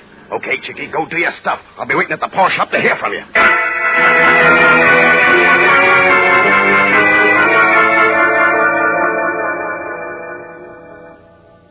Why, Mary Hennig, what are you doing here at this hour? Oh, excuse me for bothering you, Miss Lane, but I was just so worried I had to see you. Worried? What about, Mary? Oh, about you. You see, I've been calling you on the telephone all evening. Why? What's the matter? Well, I was afraid maybe something had happened to you. Well, I don't understand. You see, I heard about that raid that was going to be made on the pawn shop tonight, and I was afraid you'd gone along and that there was trouble, maybe. Oh, you mean that you came all the way uptown alone at this time of the night because you were worried about me? Yes. Oh. You see, it's just that, well, nobody's ever been as nice to me as you have. You got me a job on the paper so that I could help my family and everything. Now, you stop talking like that. See, I'd like to ask you up to my apartment, but it's so late and we both need a good night's sleep. Okay, but, did everything work out? I mean... Yes, everything's fine, thanks, Mary. There really wasn't any cause for your concern. You see, something important came up which made it necessary for Mr. White, Mr. Kent, and me to see Tony Sloan. Tony Sloan? Yes. You mean they found... What's the matter, Mary? Nothing. Only, isn't he the one who found the letters about Martin Higgins? Yes, that's right. Then that is, the Daily Planet has the letters. Yes, Mary, we have. But they almost cost Tony his life when somebody who somehow learned he had them came within an inch of killing him. Holy smoke. I sure am glad he got away all right. Oh, aren't we all? And what's more, he got away with the letters that will put Mr. Higgins out of the running. He did? Gee whiz, how? Oh, Tony's pretty smart. He fooled his attackers by carrying a dummy package of blank papers in his pocket. Oh, golly, how clever. What did he do with the real letters? Oh, now that's the neatest trick of the century. But it's a deep, dark secret. At least until after they're published in tomorrow's first edition of the Planet. Oh, gee, tell me about it, please, Miss Lane. Nothing doing, young lady. Besides, it's getting much too Oh, late gee, for you please, to be Miss Lane. Now, Mary. Look, you can trust me. Besides, I am part of the Daily Planet staff now. Aren't I? Yes, but just as Oh, come on, please tell me, Miss Lane. Gee, you've got to tell me, because, if you don't, I bet I won't even sleep a wink tonight. Well, I must say you're persistent and persuasive. You mean you will tell me? Oh, I'm afraid if I'm to get some sleep tonight, and you too, I'd better tell you, hadn't I? Yeah. Yes, I guess you'd better. Where are the letters, Miss Lane? Well, I still think I shouldn't give in. But, well, all right, I'll tell you this much. A man dressed in a gray, brass-buttoned uniform will deliver them to the Planet office tomorrow morning. A man in a gray uniform? Right. Now I think you'd Oh, you mean a mailman? Now I've told you all I'm going to, young lady. I've got to call Jimmy Olsen, and it's way past the time you should be in bed. I suppose so. Well, I'll go now, Miss Lane. Good night. I'll see you tomorrow.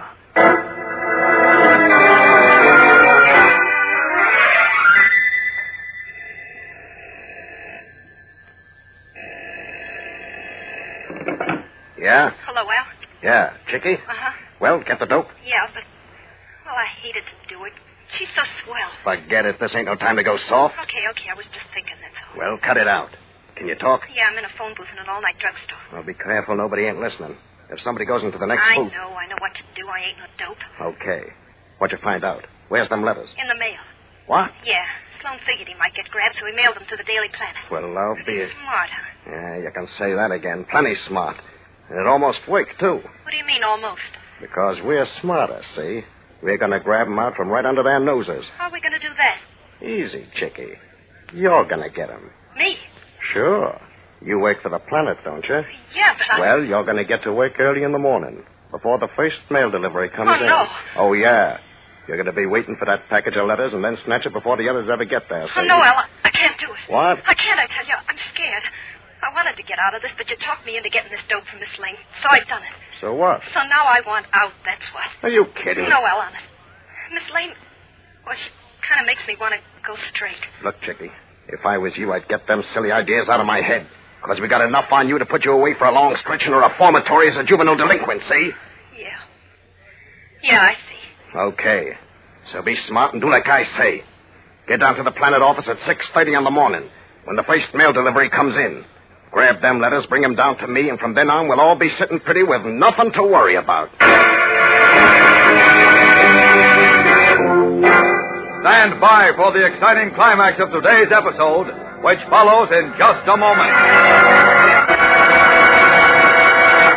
Say, gang, tomorrow morning, if you want to feel happy about the whole idea of a solid sort of breakfast, cast your eyes on that bowl of Kellogg's Pep. There's a fetching dish if there ever was one. Every tender, crisp flake is all golden and toasted.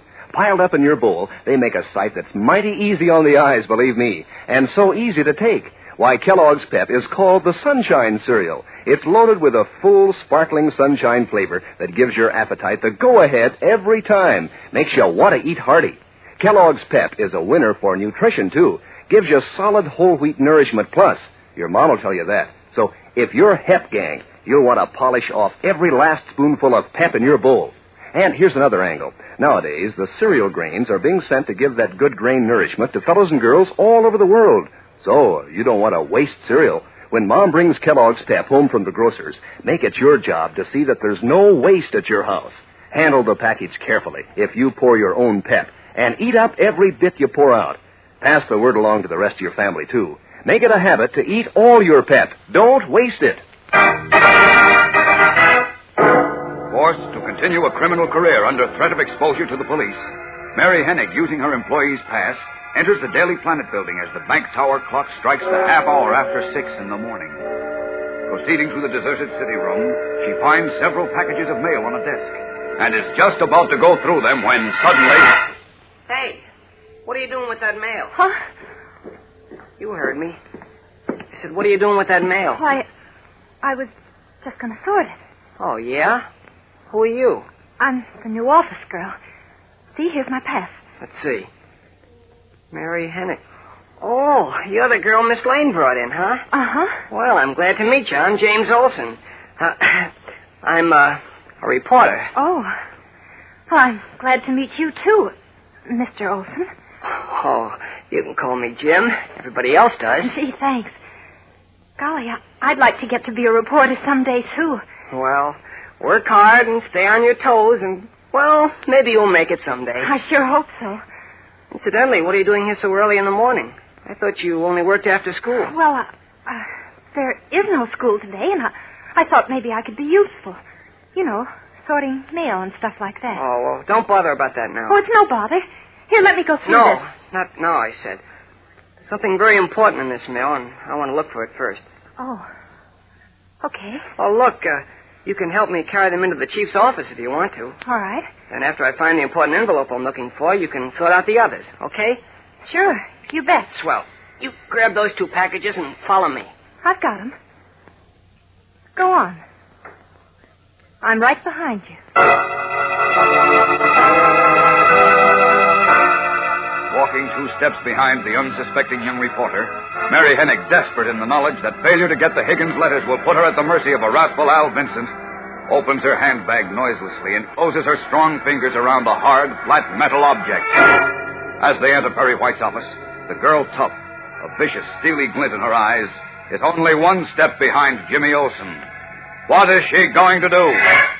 Don't miss the next action-packed episode in this dramatic story of corrupt politics and juvenile delinquency. Tune in again tomorrow. Same time, same station.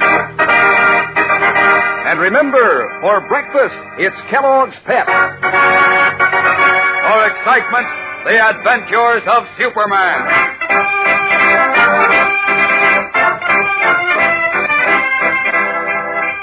Superman is a copyrighted feature appearing in Superman DC comic magazines and is brought to you Monday through Friday at the same time by Kellogg's Pep, the Sunshine Cereal.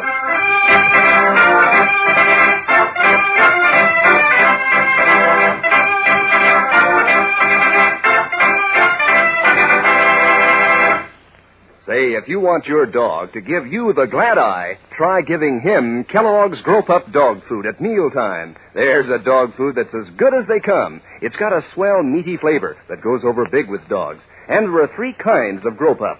There's Grow-Pup Ribbon, Grow-Pup Meal, and Grow-Pup Pellets, all good for your dog. Grow-Pup has vitamins and minerals, helps build strong muscles and teeth and bones. Just tell that to Mother, and I'm sure she'll want your dog to feed on Kellogg's Grow-Pup every day. And be sure to be with us tomorrow for the thrilling adventures of Superman. This is the Mutual Broadcasting System. Faster than a speeding bullet. More powerful than a locomotive. Able to leap tall buildings at a single bound. Look, up in the sky. It's a bird. It's a plane. It's Superman. Kellogg's Pep. P-E-P, Pep. Kellogg's Pep, the Sunshine Cereal, presents The Adventures of Superman.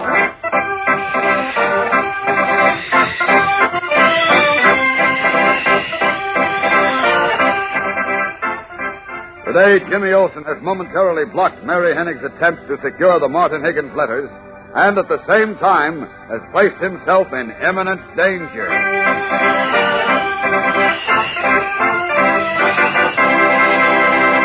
Hello there, gang. This is your pal Dan McCullough.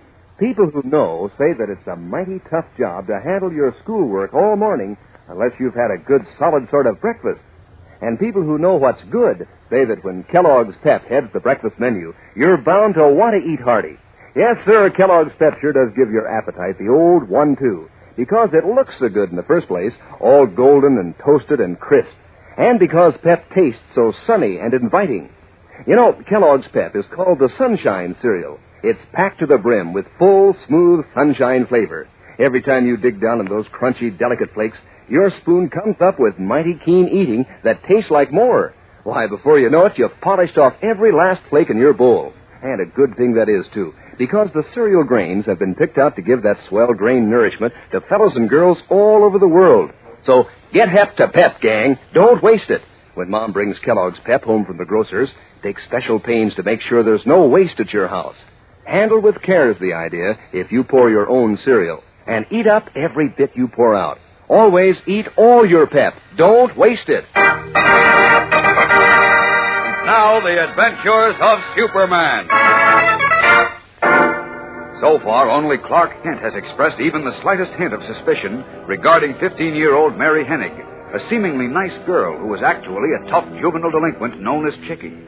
Lois Lane doesn't dream that Mary, playing on her sympathies, used her to get a job on the Daily Planet, where she learned that a packet of letters exposing the dishonesty of corrupt politicians for whom she was sent to spy was expected in the first mail delivery at the newspaper office. Reporting this to her boss, Mary was forced, under threat of exposure for past crimes and the prospect of being sent to a reform school, to attempt to steal the incriminating evidence.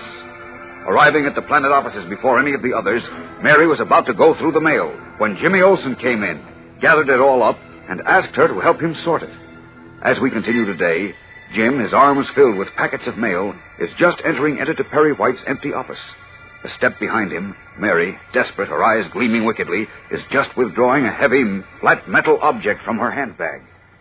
I'll dump this stuff on Mr. White's desk, and you can help me sort it, Mary. Sure. I'll help you, Jim. As the young reporter deposits the mail on Perry White's desk, Mary, making no sound, moves up behind him. Raising the metal object in her hand, she is about to bring it down on Jim's unsuspecting head when suddenly a spasm of frustrated fury contorts her face. Who's that? Huh? Who's what? Who just come into the city room? Sounds like it might be Mr. White and Mr. Kent. Oh, of all the dirty breaks. What? Oh, nothing. Say, what's the matter with you? Who, me? What do you mean? Oh, I don't know. You looked awfully funny just now. Funny, Jim? Yeah, real tough. You talk tough, too. Oh, that was only an act. You know, just for laughs. Laughs, huh? I had a feeling that... That what, Jim? Oh, just skip it. I called Jim to check the mail, but like you, I couldn't wait to see for myself at the... Oh, there you are, Olson. Yeah, good morning, Chief. Jim, did you find any... Oh, Jim. Say, what are you doing here so early, young lady? Yes, you're not supposed to be here till after school, Mary. Oh, I know, sir, but... Well, there's no school today, and I thought I might be able to make myself useful. Now, look here. I didn't get up in the middle of the night to stand here gadding. What about that package of Higgins letters? You find it yet? No, we were just going to go through the mail. Well, come on, all of us. Kent, and you too, Mary. Yes, sir. Let's all go through this batch of mail and find the envelope. Okay, I'll take this bunch. Here's one for you, Chief. Here, Mary. You look through these. Tony said he mailed them addressed to me in a long white envelope. A long envelope? Yeah, that's right. He mailed it about 8:30 last night, so it ought to be here. It's got to be. Here. Look, good. Oh, no, this is from the bank. Oh, Olson, don't do that to me. I think this is it. Where? Well, let's see. Yes, it is. There's a note from Tony inside, and what's more... Huh? How do you know, Mr. Kent? Huh? How? Here, give me that envelope and stop acting like an idiot, Kent. Okay, take it easy. I'm going to read through it. Who do you think you are, Superman? Well, if you really want to know... Oh, stop it. Why can't I get this confounded envelope open? Yeah, there. Are they the Higgins letters, Chief? Now, let's see. Yes, sir. Yes, sir, they certainly are. Here, listen to this. What? Dear Marty, enclosed you will find a check for the $20,000 you asked for. If it helps maintain our prosperity, it will be well worth it. Here's to a successful campaign, your friend George Conroy. George Conroy? Isn't he the slot machine king? That's right. Yes, and he's making a $20,000 contribution to Higgins' campaign. Oh, boy, will this look good on our page 1. Certainly links Higgins with the racket. And how? Boy, oh boy, do we have him nailed now. What's all the excitement about? Oh, good morning, Miss Lane. Good morning. Morning, Lois. Look, the evidence against Higgins. All we need to smack him flatter than a postage stamp. Oh, that's swell, Chief. Now we can... Why, Mary Hennig. I just realized that it was you who said good morning to me. What are you doing here? Well, never mind that now, Lois. Here, look at this. Here's a letter from the Williamson Realty Company. That's the outfit that owns all the slum tenements. What do they say? Oh, plenty. Listen. And in consideration of our substantial contribution, we hope for your continued support of our fight against the so-called slum clearance bill. How do you like that? Oh, that's wonderful. When we print that one, it'll cost Mr. Higgins plenty of votes. Who are the other letters from, Chief? Let's see. Here's one from Earl Lake. That's the fellow who runs all the pool rooms. This one's from Mush Brown. Mush Brown? Wow, that's a blue ribbon number. Who's Mush Brown? Nobody, just the man who runs the numbers racket. No, wait, that's not all. Now, let's see. There are 3, 4, 5, 6, 7, 8. 8 letters in all from as many unsavory characters. All big shot racketeers. That's what a haul. Enough to put Mr. Higgins where we want him. Yes, sir. Right behind the 8 ball. Look, Chief, let's run one of these letters with a feature story on page 1 every day. That's exactly what I plan to do. We'll start with the Conroy letter, Kent, so knock out 2 columns to go with it right away. You bet. Have it ready to set up in an hour. Good. Now, Lois, I want you to do a story on juvenile delinquency in the slums to prepare our readers for the Realty Company letter we'll run tomorrow. Okay, Chief. Make it clear how Higgins promotes juvenile delinquency by fighting the slum clearance bill. Right. Include all the details. Spare nothing and no one.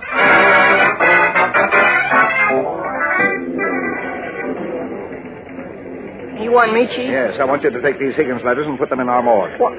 In the morgue? That's right. In the clipping morgue. Are you kidding, Chief? No, I'm not kidding you, young numbskull.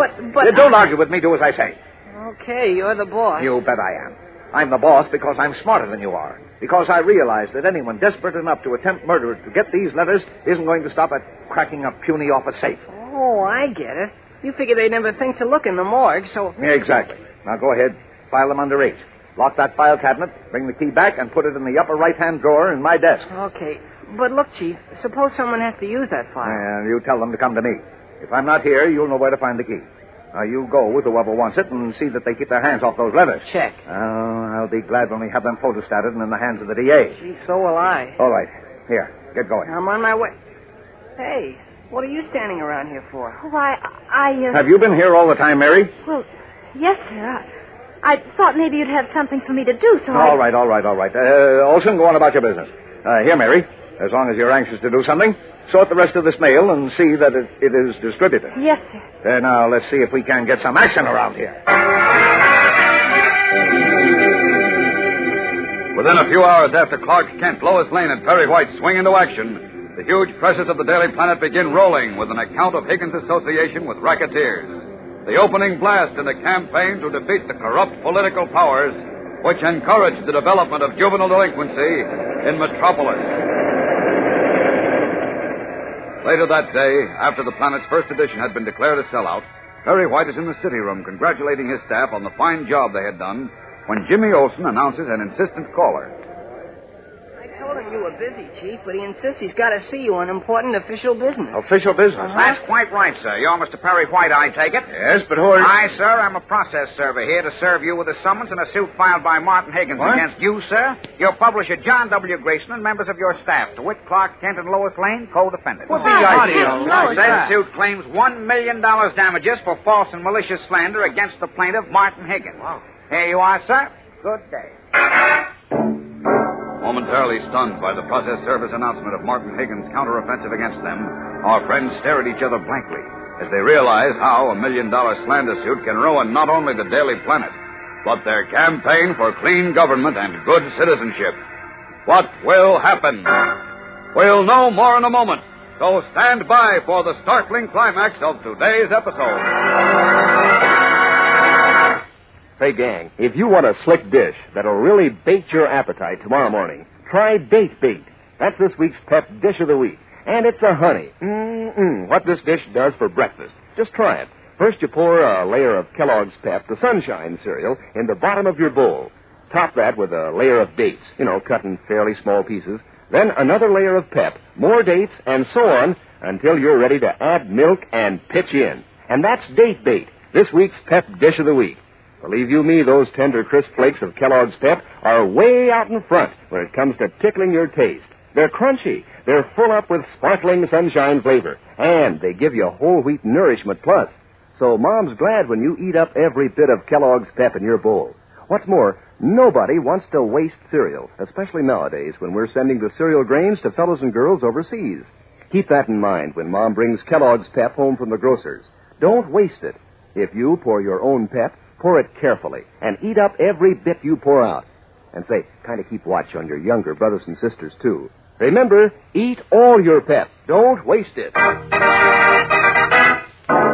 Frantic with worry, Perry White, Lois Lane, and Jim Olsen feel as though the world is toppling about their ears as a result of Martin Higgins' $1 million slander suit against them. When suddenly, Kent breaks the tension by chuckling. Hey, wait a minute. It's ridiculous for us to sit here worrying when all we have to do is present those letters and evidence of what we've said about Higgins, and the case will be thrown out of court. Why, George, you're right, Kent. Of course. How silly of us not to have thought of that before. Well, come on. Let's go to the morgue where I told Jimmy to hide those letters. I'd like to have another look at them to ease my blood pressure. Okay, I'll show you where they are. Follow me.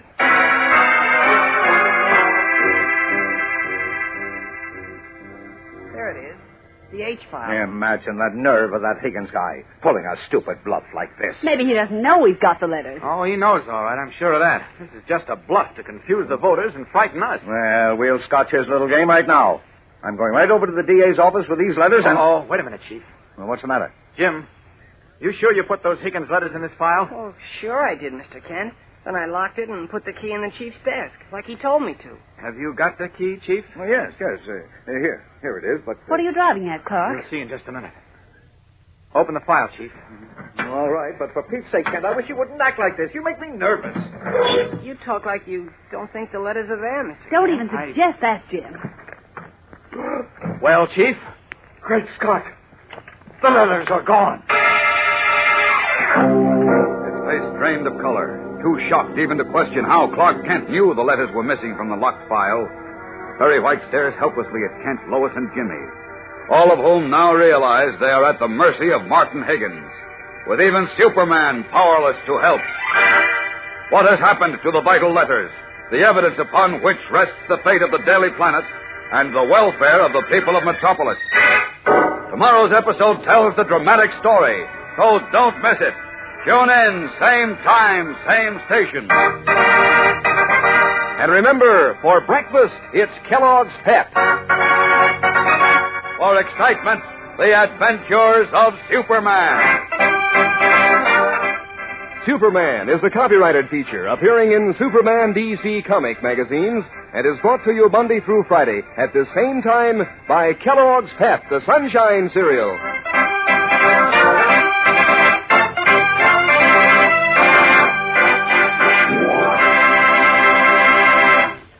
Say, gang, if you've ever had a race with your dog, you know how much he enjoys running and jumping. Now, dogs are like people. To keep their muscles strong, they have to eat right. So if you want to help your dog stay in the groove, to have strong bones and teeth and muscles, just mix Kellogg's Grow Pup dog food in with the scraps of meat and fat you give him. There are 3 kinds of Grow Pup, all with a grand, meaty flavor. There's Grow Pup Ribbon, Grow Pup Meal, and Grow Pup Pellets. Ask your mother to feed your dog Kellogg's Grow Pup regularly. And be sure to be with us tomorrow for the thrilling adventures of Superman. This is the Mutual Broadcasting System. Tired of the everyday grind? Ever dream of a life of romantic adventure?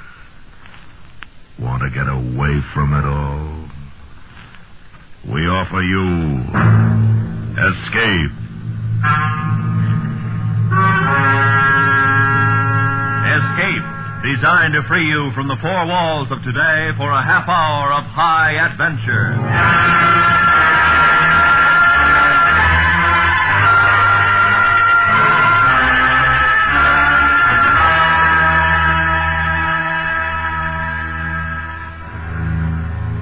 You are in an open boat with 3 desperate men, 200 yards from land and safety. But while you scream frantically for someone to rescue you, you realize that from the mountainous breakers between you and safety, there is no escape. Listen now as transcribed, Escape brings you Stephen Crane's unusual story, The Open Boat.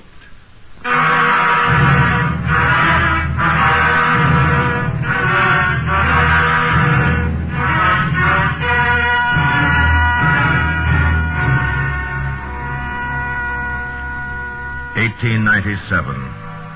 A tale intended to be after the fact, being the experience of 4 men from the sunk steamer Commodore.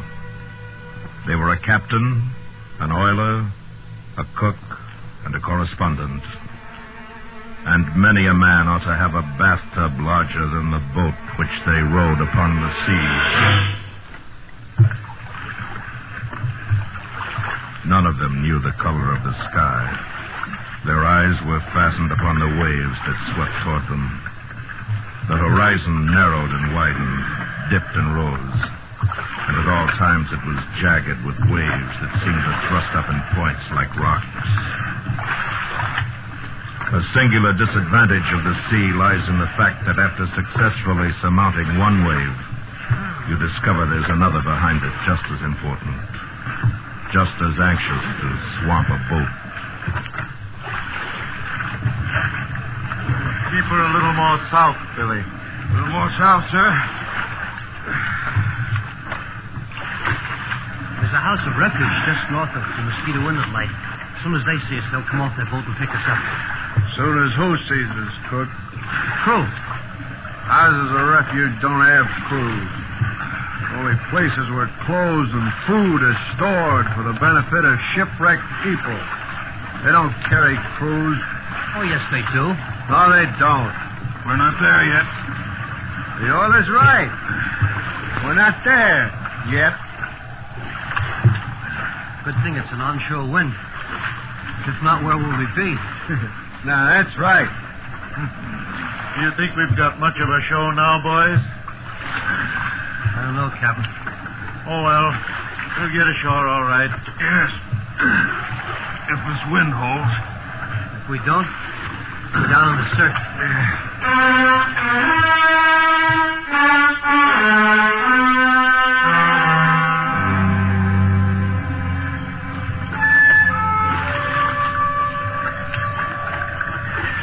Sometimes the gulls would sit on the sea comfortably in groups. Its wrath was no more to them than it was to a convoy of prairie chickens 1,000 miles inland. Often they came close. And at these times they were uncanny and sinister in their unblinking scrutiny. Get away! Go on, get away! Ugly, filthy things.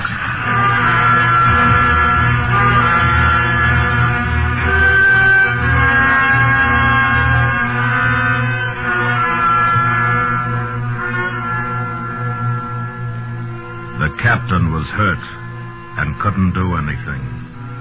The cook bailed. The oiler and the correspondent sat together in the same seat and rowed. And then the oiler took both oars. And then the correspondent took both oars. The correspondent, the oiler. Will you spell me? Yeah, sure.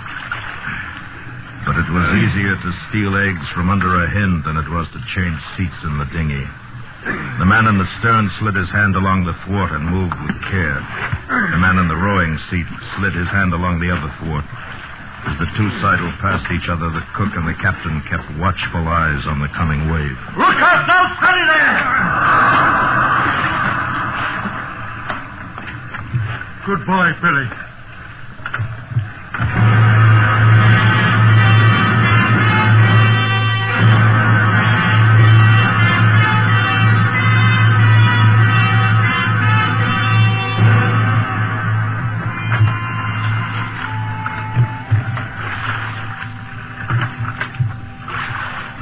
I think I see the lighthouse at Mosquito Inlet. Where?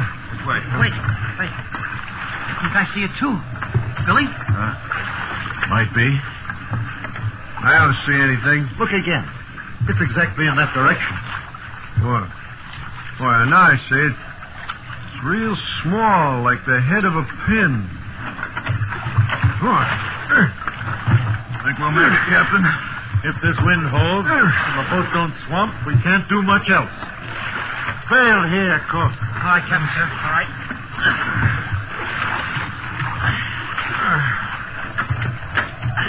The brown mats of seaweed that appeared from time to time informed the men in the boat that they were making progress slowly toward land. And slowly the lighthouse grew larger. an upright shadow on the sky.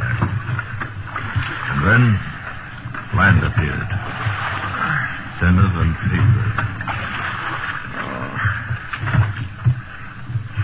I wish we had a sail. We might try my overcoat on the end of an oar. Give you two boys a chance to rest. I'll try anything. What do you say? Let's try it. Here's my coat. Right, sir. Blow them both down toward me. I'll tie it on. Here. There you go. So rope there, Billy. You can lash it better. Sleeves will do better, I think. You'll have to hold one oar. You the other. Okay. Ready? Alrighty. Hoist her. All right, here we go. Easy. Hey, watch it. Hold on. It's steady now. Steady it. Better lower her. What? Aren't we making headway, Billy? You'll swap this way. She's too far off balance. Hold on, take her down. down. Take her down. All right. Take her down. That's it. That's got it. We'll just have to row. How in the name of all the saints could there be people who think it's fun to row a boat? You put things right smart. Yeah, guess wouldn't be so bad if we'd eaten something before. Yeah. We got ourselves in a pinker condition before we got ourselves shipwrecked. That'd be better, too. Would be. There'd be less people drowning at sea. I'll spell you. We can both do it. Take the right oar, Billy. All right. Let's go. Slowly and beautifully, the land loomed out of the sea. And the wind came again. And then went. And then came again, veering from northeast to southeast. Boys, listen. And a new sound struck the ears of the men in the boat.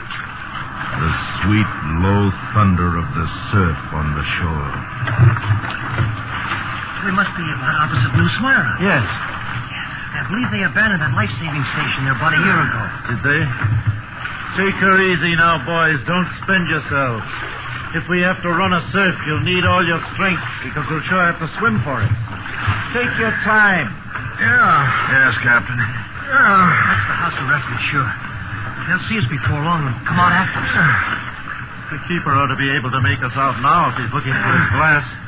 He'll notify the life-saving people. Oh, none of these other boats could have gotten ashore to give word of the wreck. Huh? Else the lifeboat would be out hunting us.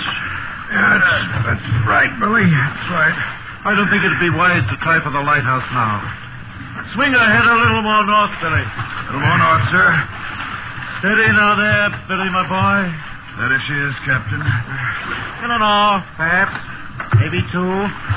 We'll be ashore. Dry. Fed. Want a drink to that, Captain? Yes. We still got the water jug. Well, let's have it around. All hands. Right, sir. You go ahead.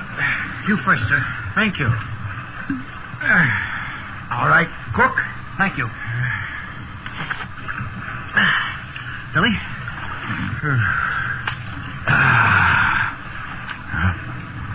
It tastes good, fresh water. Here you go. Thanks. Go. Well, since we're celebrating, I got a surprise. Look.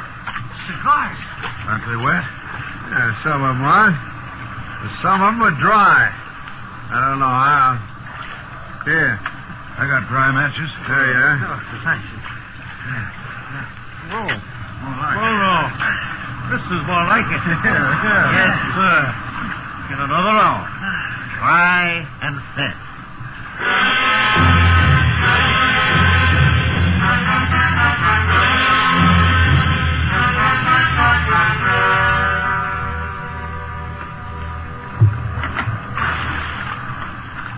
Cook, there don't seem to be any signs of life about your house of refuge. No. It's funny they don't see us. Yeah, we have to go through that surf. The swamp for sure. Funny they don't see us. I suppose we'll have to make a try for ourselves. If we stay out here too long, will none of us have strength left to swim after the boat swamps? Yeah. Hit us straight in then, Billy. All right, sir. Right in. If we don't all get ashore, I suppose you fellas know where to send news of my finish. Yes, sir. If I don't get ashore, the boys can tell my old lady what happened. My family lives in New Brunswick. Just ask for them at the Hampton Inn. If I don't get ashore, it won't matter to anyone but me. Billy? Aye, sir. It's getting rougher. Shore's still pretty far away. Sir, we can't go in any closer. What? Boys, she won't live 3 minutes more if we keep her headed toward shore. You going out to swim? Will I take her out to sea again, Captain? Yes, Billy, go ahead. Take her out to sea again.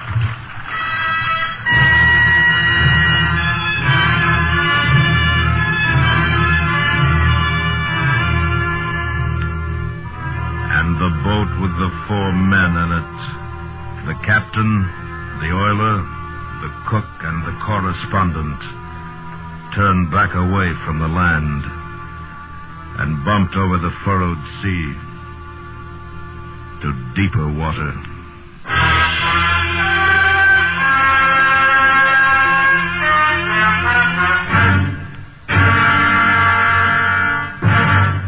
We will return to Escape in just a moment, but first, just sit back, relax, and watch the cars roll by.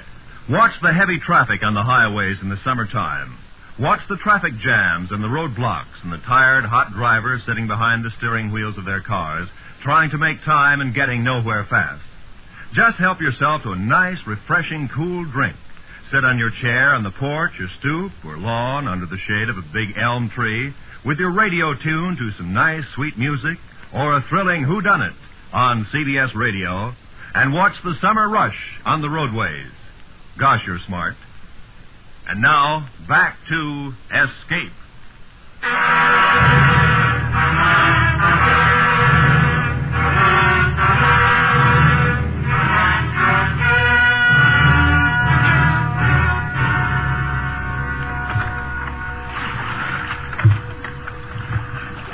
When it occurs to a man that nature does not regard him as important, and that he feels she should maim the universe by disposing of him, he at first wishes to throw bricks at the temple. And he hates very much the fact that there are no bricks and no temples. And he finds that nature is serene among the struggles of the individual. She's not cruel, nor beneficent, nor wise, nor treacherous. She is simply indifferent. Well, anyhow, they must have seen us from shore by now. Squall coming to the southeast, sir. I see it, Billy. Keep her the way she is. All right, sir. What do you think of those life-saving people? Ain't they peaches? Yeah. Funny they haven't seen us. You'd think we're out here for sport. Maybe they think we're fishing, or maybe they think we're stupid fools. Sorry. Yes, sir. St. Augustine? Those dots? No, I don't think so. Too near Mosquito Inlet. You never liked the road, Billy? No. Did you? Always loved it. Loved it. Look! There's a man on shore. Where? There. See him? See him? Yeah, sure. He's walking along. He sees us. He's waving. Yeah. He does see us. He does. Oh, no, we're all right. There'll be a boat out here for us in half an hour. He's going on. He's running. He's going up to the house there. Standing still again. He's looking, I think. There he goes again, toward the house. Come on. He stopped again. Is he waving at us, sir? No, not now. He was, though. Look. There's another man. Look at him go, would you? He's on a bicycle on the beach. They're both waving at us. There comes something else up the beach. Is it a lifeboat, sir? I think so. No, it's not a lifeboat. Oh. nothing but a bus. One of those big hotel buses. By thunder, you're right. What do you suppose they're doing with a bus? Why don't they get a lifeboat? Hey. Maybe they're going around collecting the lifeboat crew. That's it. Huh? Yeah. Now keep her round into the wind, Billy. Sir. Look. There's a fellow waving a little black flag at us. He's standing on the steps of the bus. And there comes two other fellows. Now they're all talking together. Well, look at that fellow with the flag. He sees us all right. He knows what he's about. Hey! Come get us! Come get us! Hey, that ain't a flag, is it? No, it's his coat. Why, certainly that's his coat. So it is. It's his coat. But would you look at him swing it? There isn't any life-saving station there. That's just a winter resort hotel. Some of the customers came to see us drown. What's that idiot with the coat mean? What's he signaling anyhow? Sure. It looks as if he were trying to tell us to go north. Must be a life-saving station up there. No. He thinks we're fishing, Billy. Just giving us a wave. That's all we need now, a cheery little wave to send us on our way to eternity. He don't mean anything. He's just playing. If he just signals to try the surf or go to sea or wait or go north or go south or go to... There'd be some reason in it, but look at him. Why doesn't he stop waving that coat long enough to tell him we're out here dying? Why doesn't he? Oh, it's all right now. They'll have a boat out here in less than no time, now that they've seen us. Yeah. Night coming on, sir. Oh, now, boys. We'll never have to stay here all night. Now, don't you worry. They've seen us now, and it won't be long before they just come chasing right out at us, eh? Oh, come on, boys. Cheer up now.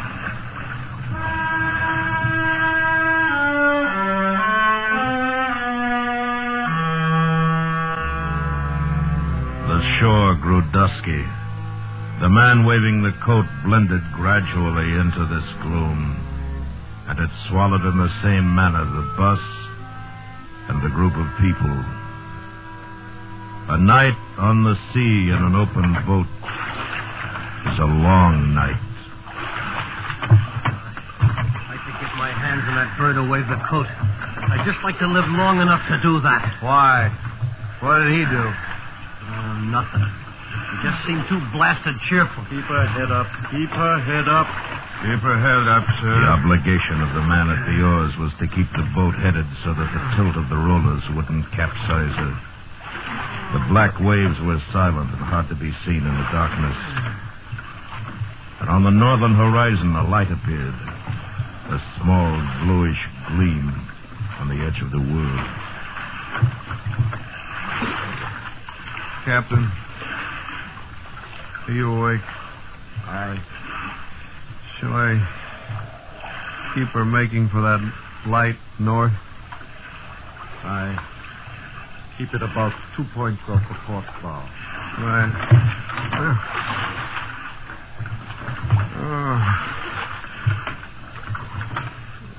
A gleaming trail of phosphorescence like a blue flame was furrowed on the black waters.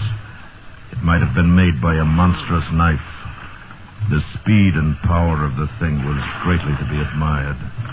It cut the water like a gigantic and keen projectile, never leaving the vicinity of the boat. Ahead or astern, or on one side or another, at intervals, long and short, flew the long, sparkling streak.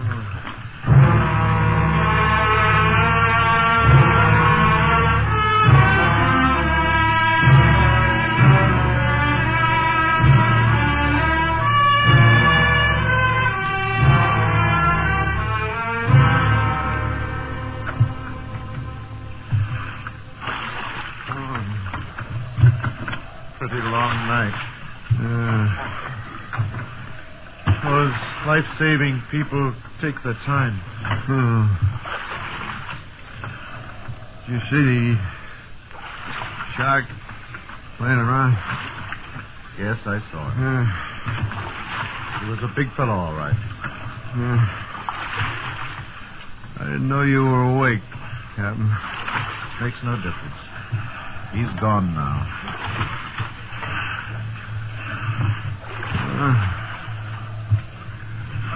Billy.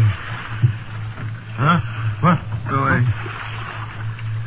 Will you spell me, Billy? What? Oh, sure.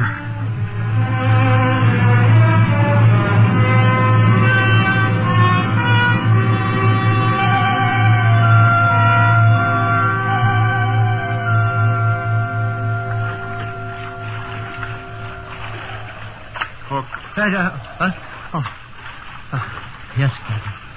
We'll take our father out to sea so there's no danger from the surf. You take that oar to the stern there and keep her facing the sea. Right, sir.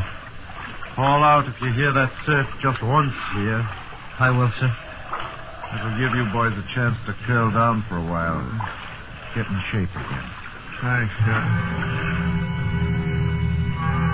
And the correspondent and the oiler lay down in the bottom of the boat, trembling with the cold and the damp, and chattered themselves to sleep, the dead sleep. Spray occasionally bumped over the side and gave them a fresh soaking, but it had no power to break their repose. And neither knew that they bequeathed to the cook, now the only man awake on an ocean, the company of another shark.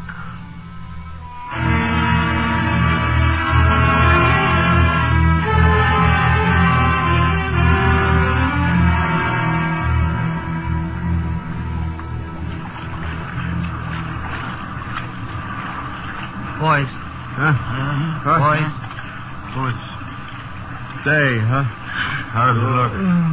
Drifted in pretty close. I guess one of you better take her out to sea again. All right, Captain.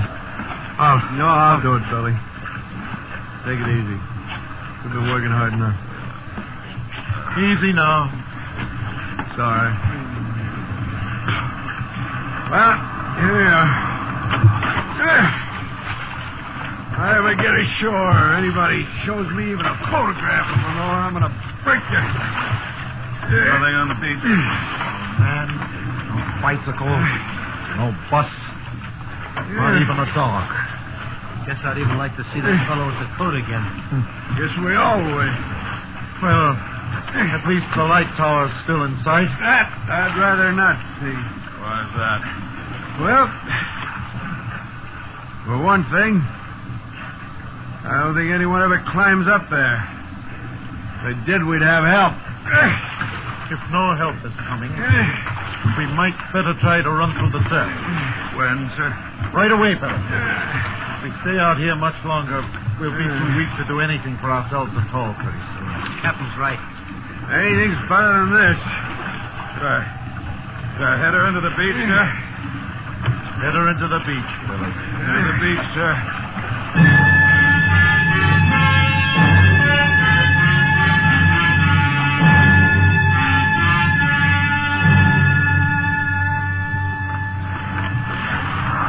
Boys, hear this. She's going to swamp shore. All we can do is work her in as far as possible. And then when she swamps, pile out and scramble for the beach. Yes, sir. Captain, you're hurt. I can swim it all right, Billy, if we get in close enough. Keep cool now, boys. And don't jump until she swamps shore. Aye, sir. Captain, I think I better bring her about. Keep her head onto the sea and back her in. All right, Billy. Back her in. I don't think we'll get in very close, Captain, but we'll try. And remember to get well clear of the boat when you jump. Bail her out. All right, Captain. Captain, you think we'll do it for sure, sir? Here she comes. Mind you jump. Bail her out.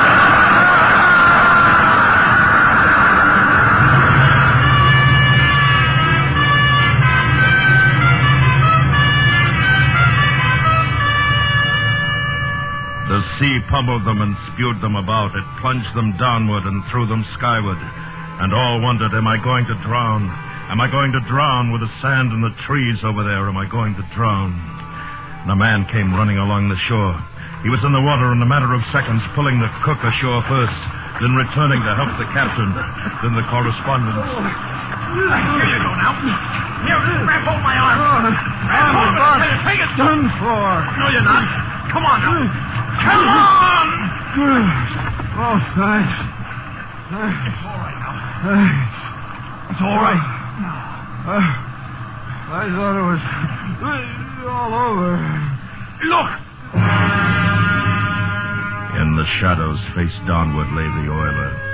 His forehead touched sand that was periodically between each wave clear of the sea.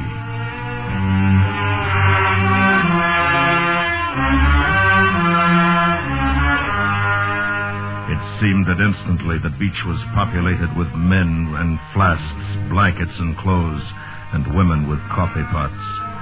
But while the captain and the cook and the correspondent took all of these remedies, a still and dripping shape was carried slowly up the beach. And the land's welcome for Billy, the oiler, could only be the hospitality of a grave.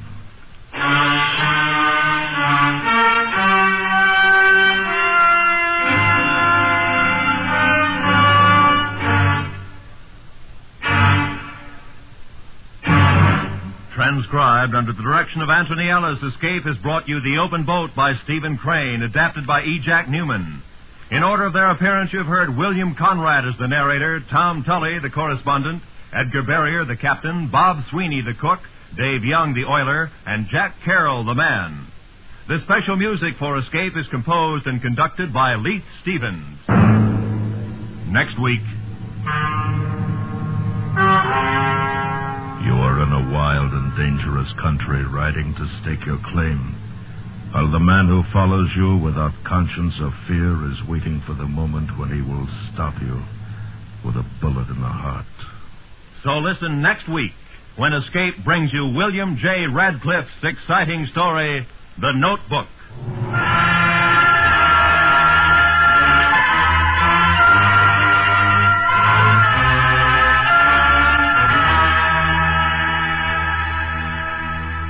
Remember, the blood you give is vital in building a reserve of gamma globulin for the prevention of paralysis from polio.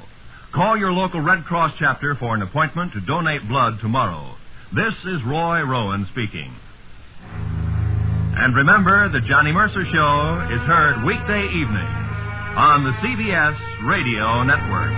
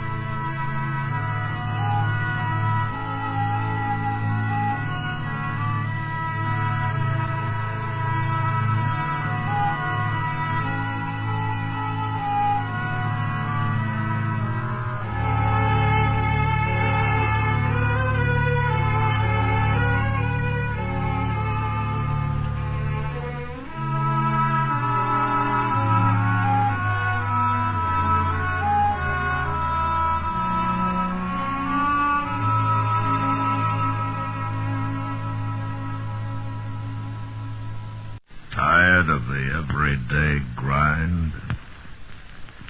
Ever dream of a life of romantic adventure? Want to get away from it all? We offer you Escape.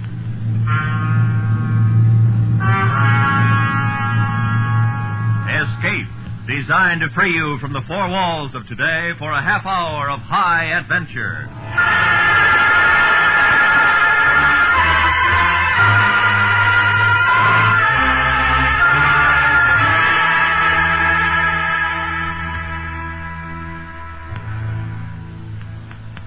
You're in a wild and dangerous country, riding to stake your claim, while the man who follows you, without conscience or fear, is waiting for the moment when he will stop you with a bullet and a heart.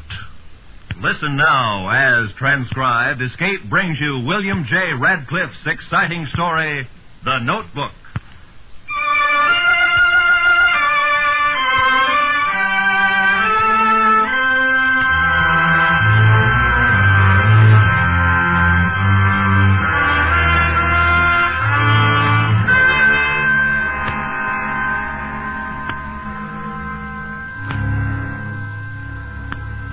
Trouble started about a week ago, after we broke camp and headed for the little town of Deadwood.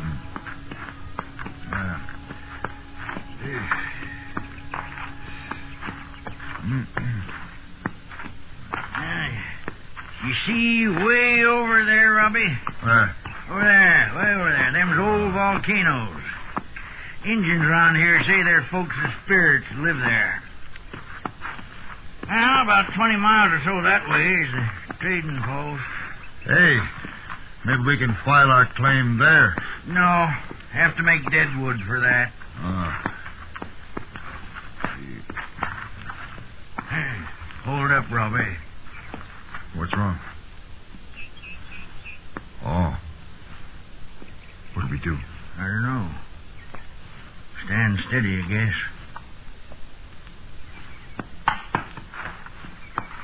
When I say it, head for them rocks and move fast. And we better wait. Or scatter.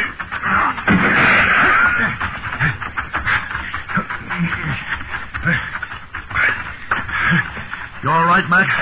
Yeah. Tore my doggone pants. The same guy, ain't it? Yeah, same guy. Whiskers and all. I'd sure like to give him a shave. From ear to ear. Let's see about getting our rifles. Jenny! Oh, girl! Here! Come here, girl! Oh, Jenny! Come back here, you fool! Come back here! Mac, get down! Get down, he'll see you! Ornery critter, ain't you? You're almost as bad as some people I've known. If we get across that ravine, we can back trail out of here. Yeah. All right, get going. No, wait a minute, I got an idea. Throw your hat the other way and draw his fire. Good idea. Come on, let's go. Watch them rocks. I'm watching. Keep moving. Yeah. This way over here. I'm coming.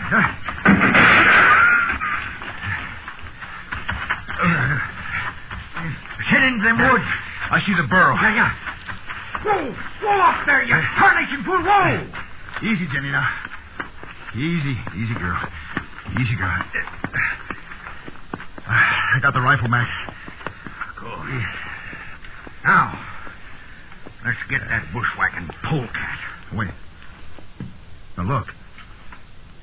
Yeah. He's lighting out. Yeah. He's tried it twice now. Reckon he'll try again? Yeah, he wants that gold pretty bad. Well, so do I. Would you kill for it, Robbie? It's an awful lot of gold, Mac. Would you kill for it? I don't know. Maybe. I can't say.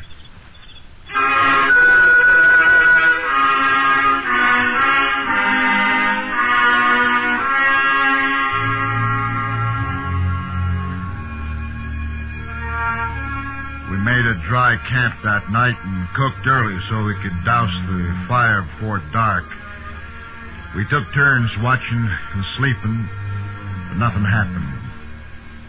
Next afternoon late, we got to Deadwood, a dirty town of mud shacks and old cabins.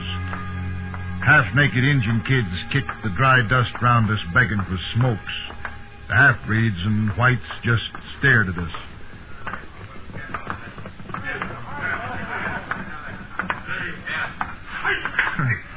Some town, huh? Yeah. It's a wild one, all right. Well, it beats me how they make a living. Oh, sheep mostly. Yeah? Trade with Indians.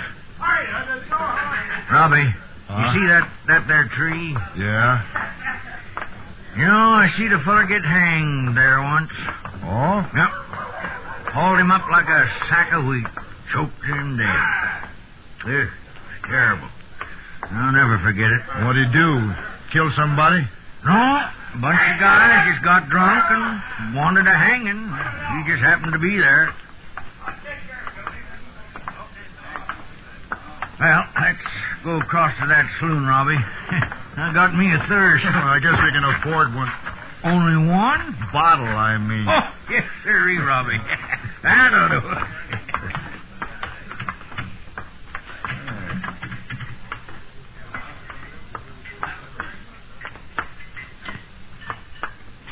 What'll it be, gents? A bottle of whiskey. I'll stick to beer. Okay. Oh, Robbie, I still think you ought to... Oh, Robbie. What? That third guy. Huh? Into the bar. It's him. Sure is.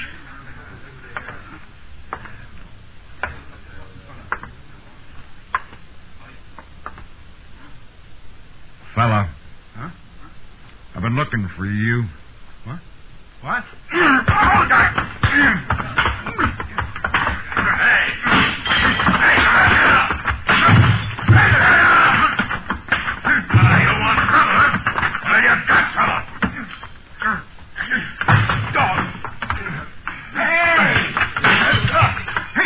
Friend. Oh, two of you, huh? Okay, come on.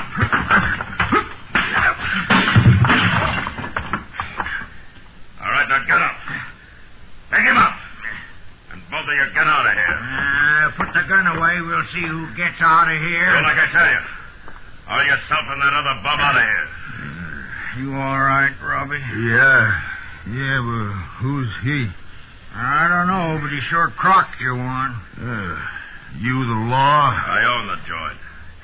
Any fighting to be done, and I'll do it. Yeah, that guy with the whisker, he bushwhacked us. Yeah, twice. You're lying. He works for me. Oh, come on, Robbie. Hey, just a minute. Yeah? If Jonesy did pot shot you, and I ain't saying he did or didn't, I'll come. I'll come? Yeah, why? Oh, figuring to jump our claim, I reckon. Claim? Mac, come on. All right, a couple of you guys hold Jonesy into the back.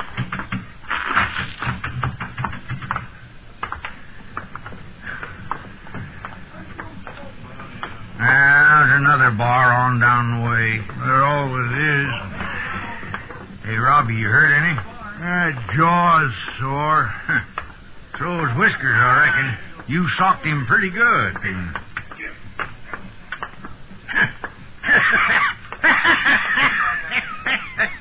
What's so funny? You know, Robbie, I didn't pay for them drinks. What are you laughing at? We didn't get to drink them.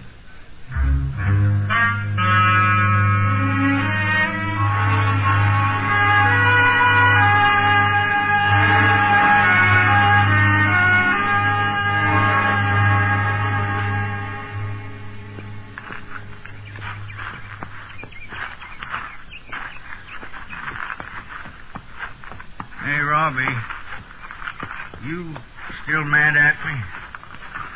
Nope. I shouldn't have talked about our gold claim back in Deadwood. Mac, for 2 days now, you've been doing nothing but talk about it. Now, forget it. It'd been all right if we'd found an office there to stake our claim. How far we come? Oh, about 30 miles, I reckon.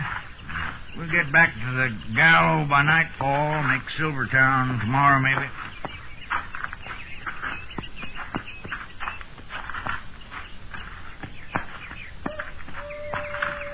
Hold up a minute, Robbie. Well, you're tired? Oh, no. Listen.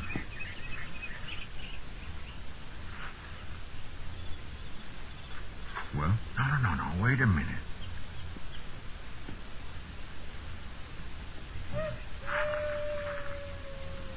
What's the matter? Nothing. I'm just listening. Did you hear that owl? Yeah. Remember hearing it a ways back? Well, yeah, I guess so. What's wrong with the owl hooting? Generally, wild animals only squawk when something bothers them.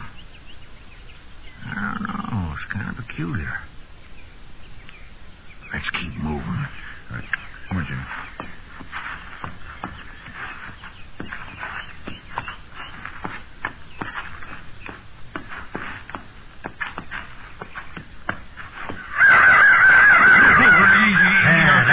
See what I mean?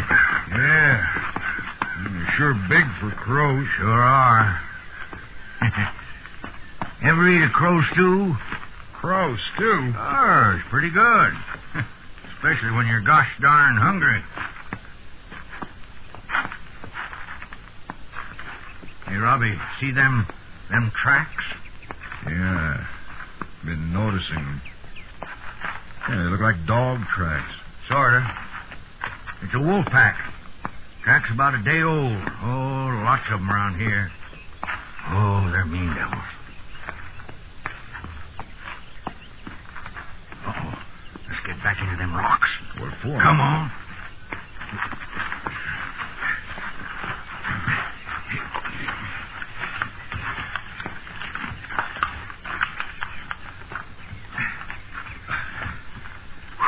Steady down, Robbie. Sure. Okay, whoa. Easy. Hold that critter, Robbie.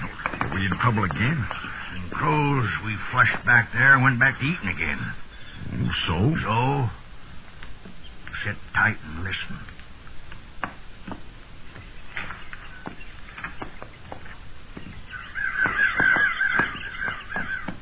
Mac, you flew away. It sure did. Robbie, we're being followed. I hope it's Whiskers. Get the rifles. Yeah, I will.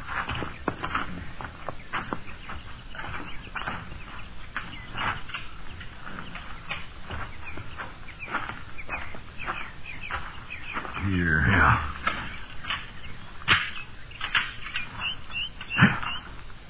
Look, you see him? No. There. Where? That clump of pines. Oh. It's Whiskers, all right. Hey, there's two of them. Yep. Him and the big guy that runs the saloon. You know, the guy that clobbered you. Yeah, it's him, all right. Remember, Mac, you asked me if I could kill for gold? Huh? Maybe I can give you an answer now.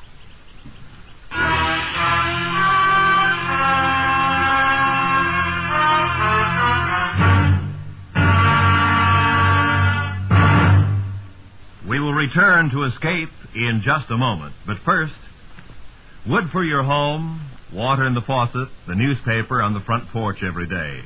Behind all of these taken-for-granted items of everyday life are America's forests. Whenever a forest burns, those things are being destroyed, and we ourselves are destroying them, because 9/10 of all forest fires are man-made. Let's stop this needless destruction, and be careful of fire in forest areas. And now, back to Escape.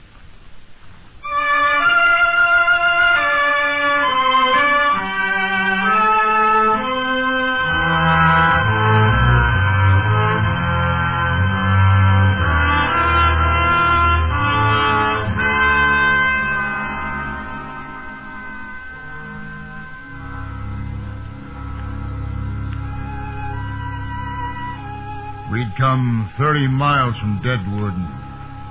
I kept thinking, if we'd been able to stake our claim there, we wouldn't be waiting behind rocks, waiting for the two guys who made shadows in the clump of pines as they came riding through on their horses.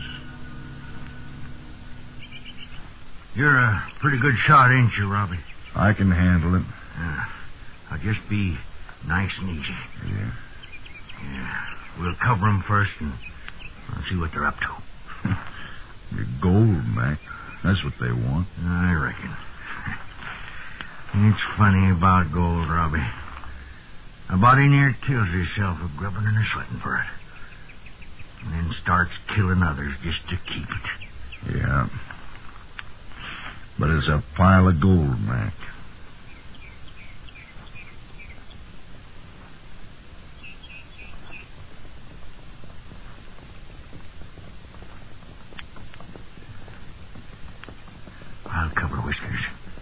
a big guy. Yeah.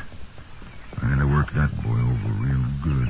Yeah, but just wait till they get around that boulder.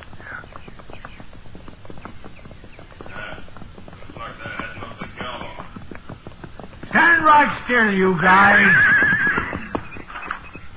What's the idea? What are you following us for? Open country, innit? Now get off them horses, the both of you. Robbie, go get their guns. Right. Look out, Robbie! Oh, Mac! Mac! What the hell, Robbie? Mac. Mac, easy now. Easy, Mac. Hey, where'd he get you? Chest hurts. Oh, Mac.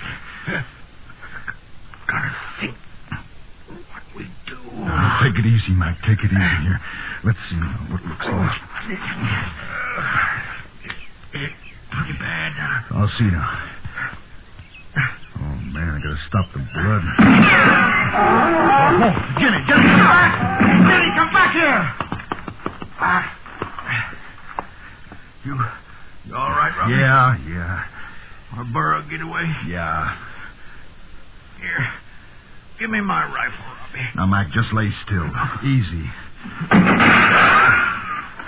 Mac, I'm going over behind those rocks and talk back to that guy. Now, don't you move. Don't take a chance.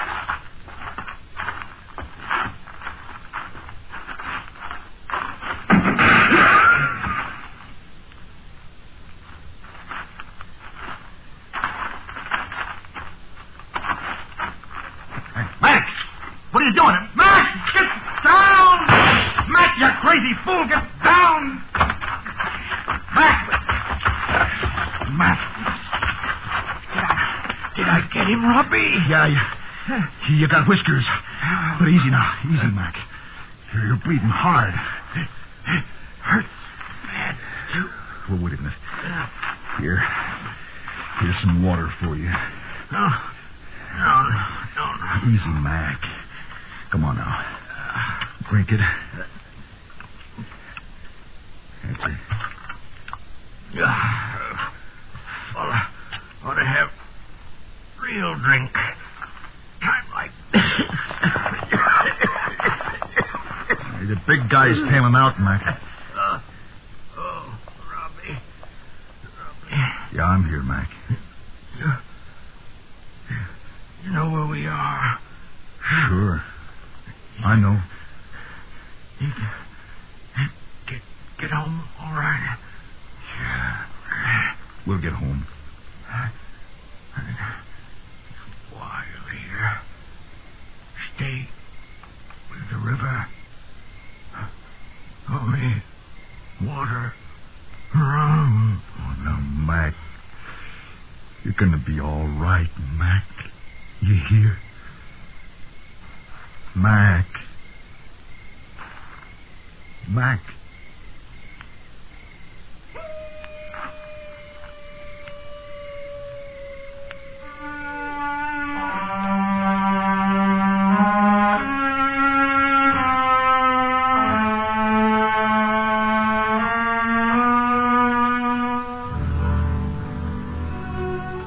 I buried Mac on the bluff there and piled heavy stones on his grave. I stood there for a long time after I'd said the prayer. After a while, I left him and hunted for the burro. Late afternoon, when I found her back up the trail, I found what was left of her after the wolf pack pulled her down. I went back to the river and made camp for the night. And that's where he found me. Stand right still, mister. Huh? What? Just don't move.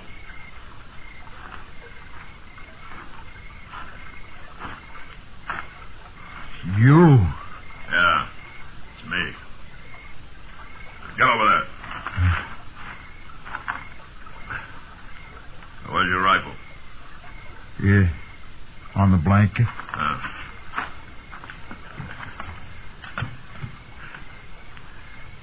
I'm hungry. Where's your grub? Oh, it's in the canvas there. Never mind. I'll help myself.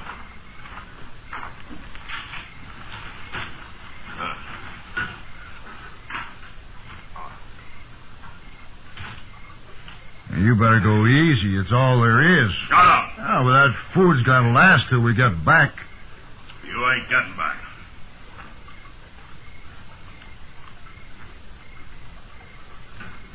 Where's the gold? There is no gold. Don't give me that. I said, where is it?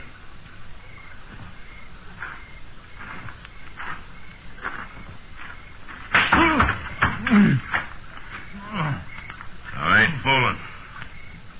Get up!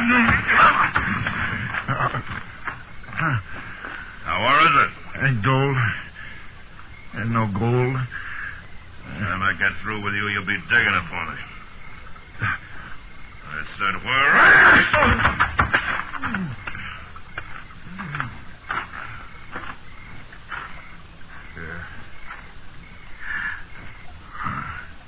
I got lots of time, fella.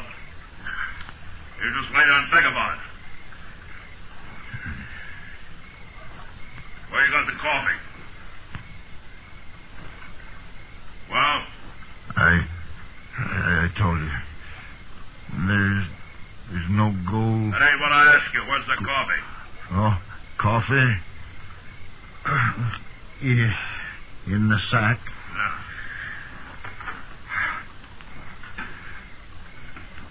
You just make it easy on yourself, fella. You tell me where your strike is. That's all there is to it. Might even cut you in. Well?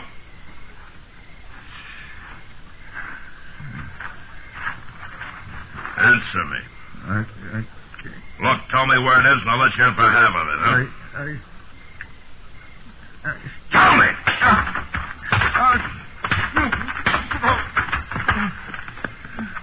Are you going to tell me? What's bothering them?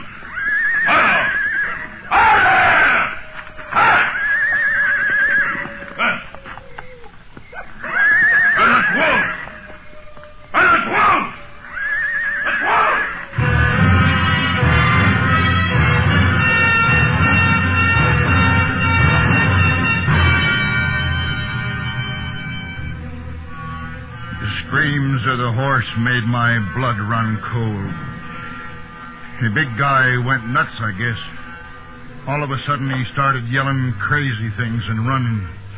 I heard him pound along the river bed and splash into the water, and then he was gone. I piled sagebrush and wood on fire and stood in its light and tried not to hear the agonized sounds of the horses. The wolves got him. They left sometime in the night, but the morning was long coming. Then I saw what was left of the horse and took sick to my stomach. I got what gear there was and rolled it in a pack. I had 3 shells left for the rifle.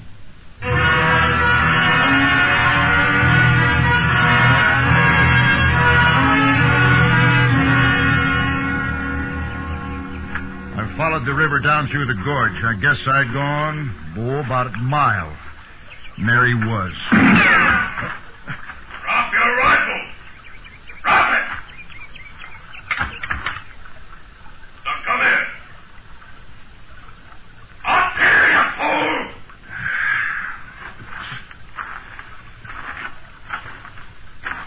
Hurry up!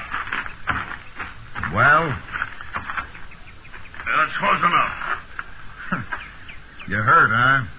Throw me your canteen. Water.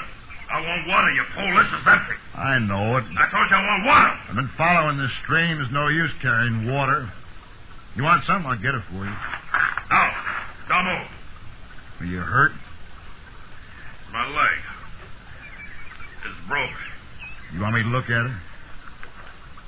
See this rifle? I see it. You try something, you're dead. Let's see the leg. No. Get away from me. You hear me? Now, listen to me. You want me to help you, then put down that rifle. How stupid you think I am? Plenty stupid. Shut up.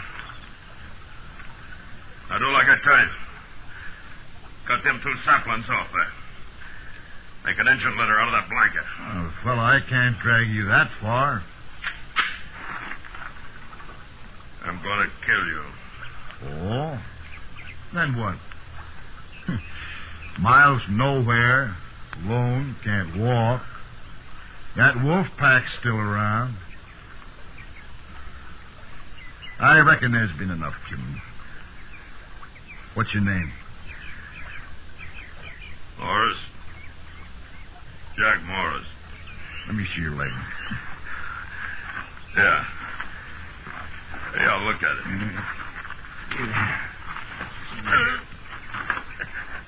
Yeah, it's a bad one. It's real bad. Pull me up.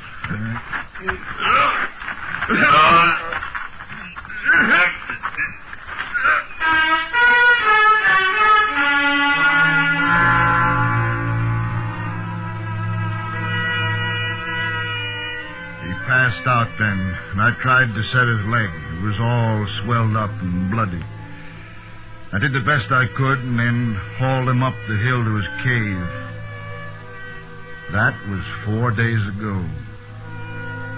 I kept the fire going, made him easy as I could, and I put these words down in my notebook.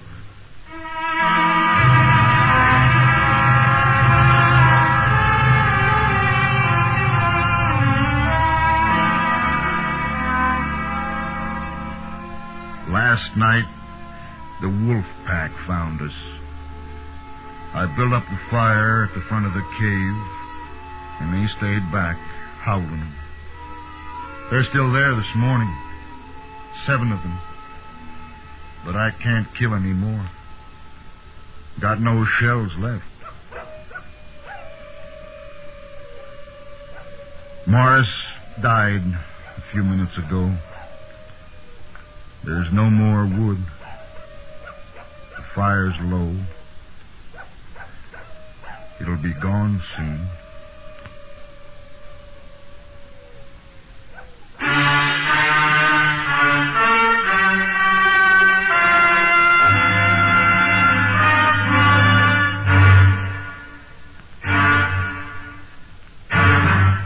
Transcribed under the direction of Anthony Ellis, Escape has brought you The Notebook by William J. Radcliffe, starring John Daner as Robbie, Joseph Kearns as Mac, and William Conrad as Jack Morris. The special music for Escape is composed and directed by Leith Stevens. Next week.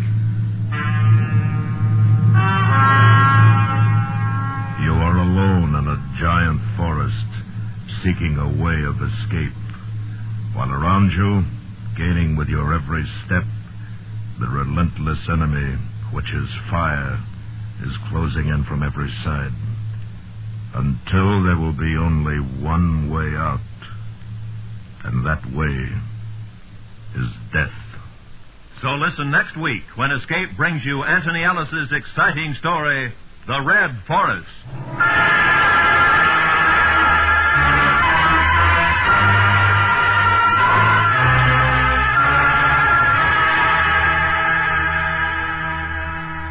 Tomorrow night, in most of these same CBS radio stations, listen for another dramatic hit from Screenland on the Lux Summer Theater. Every Monday night, CBS Radio invites you to enjoy your favorite Hollywood stars in arresting comedies, dramas, and mysteries. Full-hour productions throughout the warm weather months on the Lux Summer Theater. This is Roy Rowan speaking.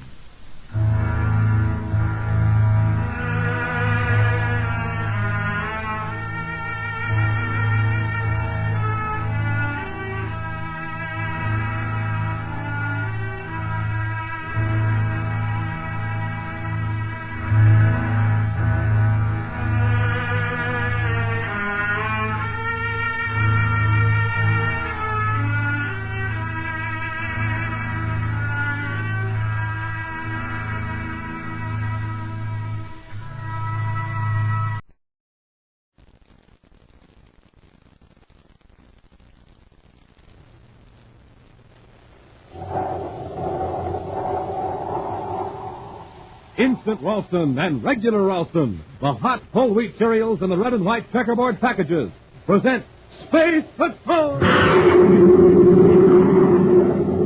High adventure in the wild, vast reaches of space. Missions of daring in the name of interplanetary justice. Travel into the future with Buzz Corey, Commander-in-Chief of the Space Patrol. In today's transcribed Space Patrol adventure, Buzz and Happy are in the control tower of Prince Baccarati's castle, ready to force the prince to permit a rescue squadron to reach Planet X. Suddenly, apparently from nowhere, Baccarati's assistant, Murdoch, produces a weapon. Commander, Murdoch's got a gun. Drop it, Murdoch. Murdoch, we've got blast cartridges in our hands. If you shoot us, you'll blow up the whole tower. Better hold it, Murdoch. Murdoch, have you lost your mind? One more step.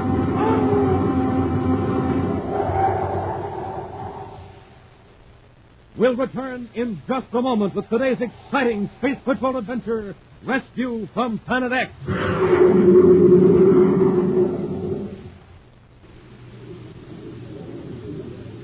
Hi, Space Patrollers. There's lots of excitement here in the main post office at Space Patrol headquarters. We're swamped with entries in the Name the Planet contest. Here comes another batch of mail. Yes, it looks like just about everybody in the universe is trying to win the gigantic Rocket Clubhouse, a 10,000-pound, 35-foot-long clubhouse on wheels, with a real full-sized motor truck to pull it, and $1,500 cash. That's the first prize some lucky Space Patroller will win, and maybe it'll be you. Man, oh man, think of all the fun you and your friends can have. And think of living like a real Space Patroller in a clubhouse with built-in sleeping bunks, electric lights, equipment lockers, and even a cooking stove. But that's not all, gang. In just a few minutes, I'll tell you more about the 1,750 other terrific prizes in the Name the Planet contest.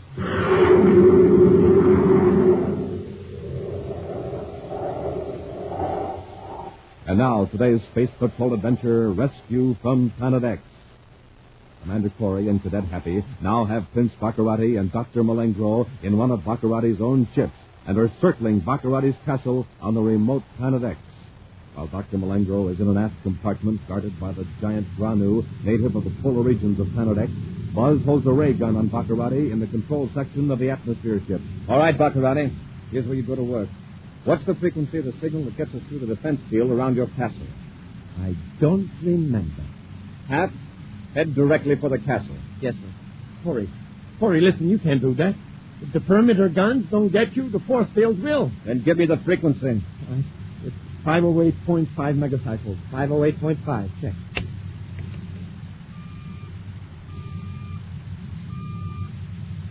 I hope you're right, Baccarati.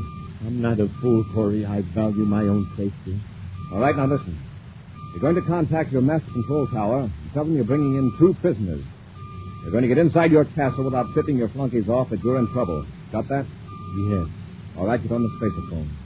And don't try to be clever, or it may be the last thing you try. Just say you and Malengro are bringing 2 prisoners up to the tower. Go ahead and talk. Prince Baccarati and Falcon 29 calling Castle Control Tower. Prince Baccarati to Control Tower. Murdoch in Control Tower. Come in, Your Highness. Murdoch, I got 2 prisoners here. I'm bringing them up to the tower. Do you want me to assign a guard, Your Highness? Oh, no, that won't be necessary. That's all, Murdoch. That's the idea, Baccarati.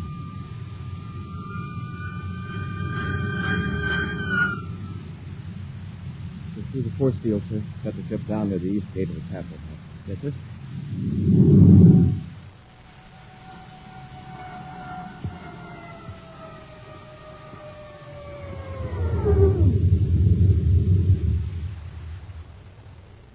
All right, Hap. Get Malengro. We'll leave Granu in the ship to keep him out of mischief. Put him in the galley. Let him help himself. After he stuffs his stomach, he'll go to sleep. Yeah, that'll do it all right. Now listen, Baccarati. I'm going to give you and Malengro each a blast gun to hold on Happy and me. Yes, Commander. You're wasting that grin. I'm taking out the blast cartridge. Oh. Happy and I'll each be holding one in our hands. If anything happens to make us relax our grip, well, I think you know what'll happen. Of course, Commander. You couldn't move fast enough to escape. I understand. Go on, Malengro. Keep moving. Before I give you this empty gun, Baccarati, I want you to help me to explain to Malengo the spot you're both in. I'm sure he'd hate to cause the death of his prince. You needn't worry. I'll explain to you.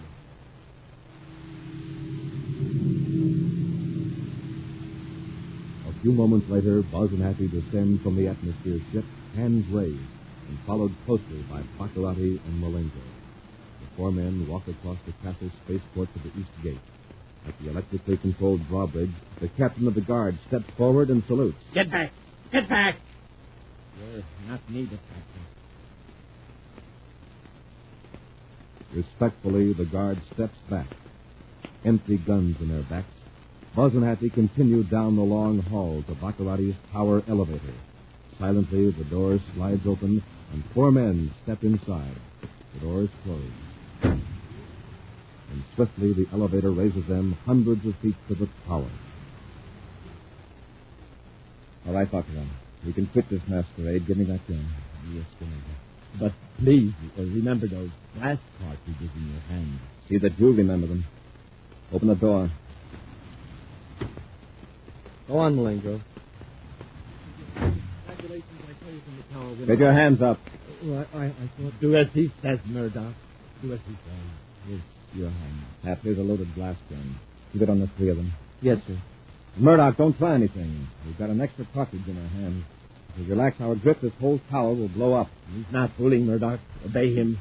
Yes, your hands. Baccarati, I want you to cut off all the defenses of Planet X. That means the robot-controlled ships out in space, your meteor control beams, and your surface warning systems.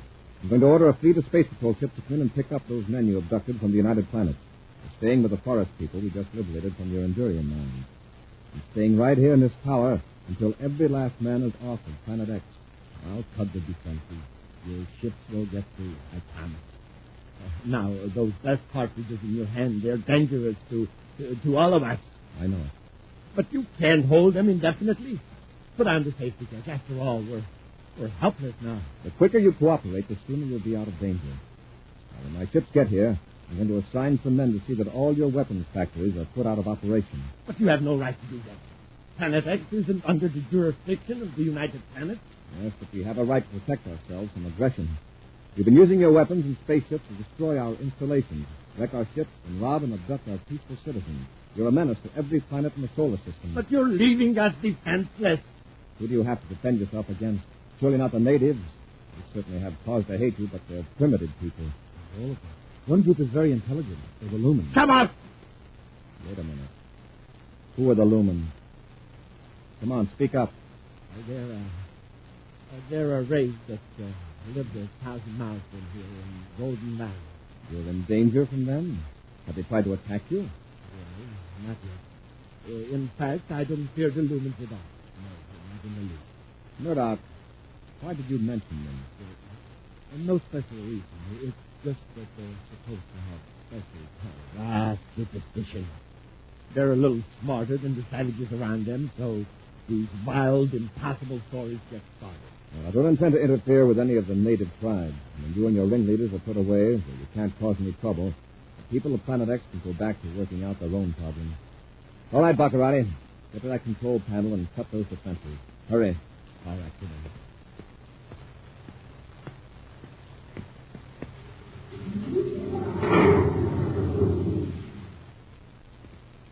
They're all off, Commander. Your ships can come in now in perfect safety. Commander, All right, Malingro, hold still. Commander, the men would be getting suspicious. It's past the time when they receive their special orders. That's right, Commander. If they think His Highness is in trouble, they may break in here and... They should attack you with those glass cartridges in your hand. That's the point. Can you handle it, Murdoch? Good. But if His Highness were to appear personally... That's out. Perhaps if I appear as second in command to His Highness, the castle staff would be reassured. We're both anxious to get out of here, aren't we? All right, go ahead. But remember, I've got Baccarati here. If you want to keep him healthy, don't try anything. Yes, sir. Of course, Commander. Happy, watch Baccarati. I'm going to Spacephone Robbie to send a squadron to Planet X.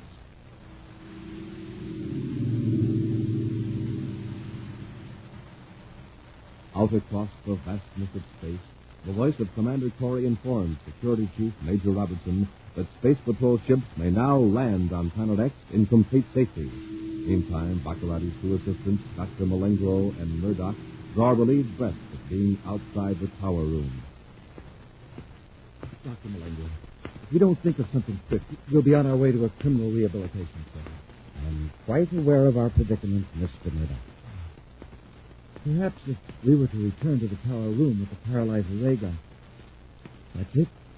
Get Corey and the cadet before they have a chance to throw those blast cartridges. Forget it. The paralyzer ray would freeze their hands tightly shut. They couldn't release. I said forget it. You would be endangering the life of His Highness. But if we succeeded, we would be heroes. See here, Murdoch. Since I've been away, you've taken a lot upon yourself. Remember, I'm Prince Baccarati's chief advisor, not you. Of course, Dr. Elaine. I advise you to keep your mouth closed unless His Highness asks for your advice.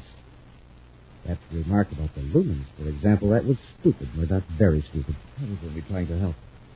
We can convince Corey that those who remain on Planet X have need of weapons. Perhaps in the future we could secretly build up our forces again and rescue His Highness. You idiot. If Corey learns that there is really an intelligent race here, it will pave the way to Planet X joining the United Planets. Then what chance will we have? There's something in what you say, Dr. Malengro. We must get word to His Majesty's subjects never to mention the lumens. And Murdoch, forget that melodramatic idea of using a paralyzer on Corey. Oh, of course, Doctor. I've put it completely out of mind. That's right, Robbie. I'll contact the squadron when they reach Planet X and direct them where to pick up our men. Corey out. Boy, was Major Robertson ever tickled to hear that we were all right. Yeah, it was good to hear his voice again, too. Well, with Robbie dispatching the squadron of ships from Pluto, we won't have to wait too long. It'll still be several hours, though. That's a long time to have to sit and look at Baccarati. Somebody's in the elevator. I see Malengro and Murdoch. Keep an eye on that door, Hap. Yes, sir. Just Murdoch. Where's Malengro? He'll be here in a few moments, Commander. As soon as I finish with this. Commander! Murdoch, you fool! I got them, Your Highness. I got them both. You idiot! They have those blaster cartridges in their hands. Get out of here before they blow up the tower. Your Highness, please. May I point out how rigidly they're lying there? Their hands are still clenched. They can't move. Oh, yes, you're right. Good work, Murdoch. I'll have 2 guards remove the blast cartridges from their hands. Out of my presence, of course. Of course, Your Highness. Corey, you can still see and hear, can't you? Even though you can't move. In a few hours, your Space Patrol ships will be close to Planet X. You will have the pleasure of seeing them destroyed.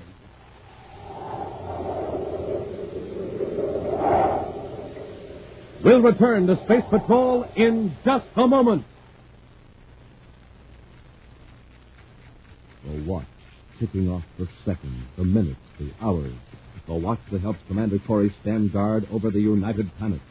Yes, Space Patrollers, you can have a wristwatch just like Commander Corey. It's shock-resistant with a sweep second hand. And it's just one of the 1,000 third prizes in the amazing Name the Planet contest. Now, just listen.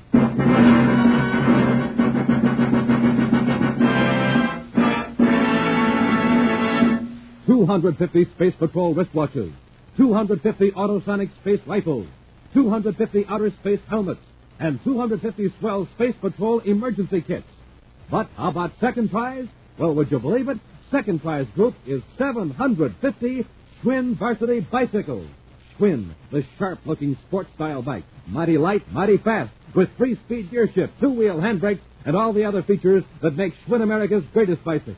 But better get started, gang. Start thinking up names for Planet X so you can win the huge rocket clubhouse or one of the 1,750 second and third prizes in the Name the Planet contest.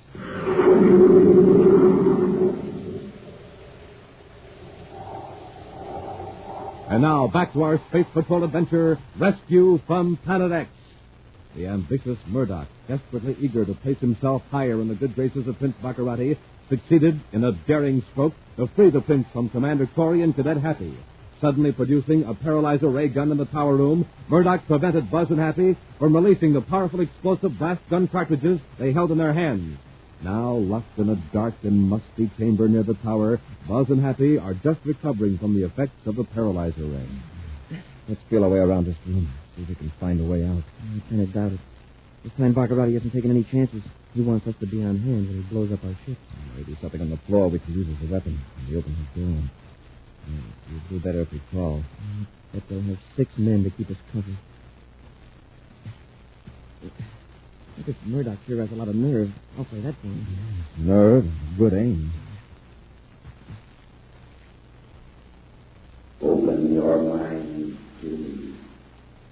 Happy, did you hear something? Sounded like somebody talking. Open your mind.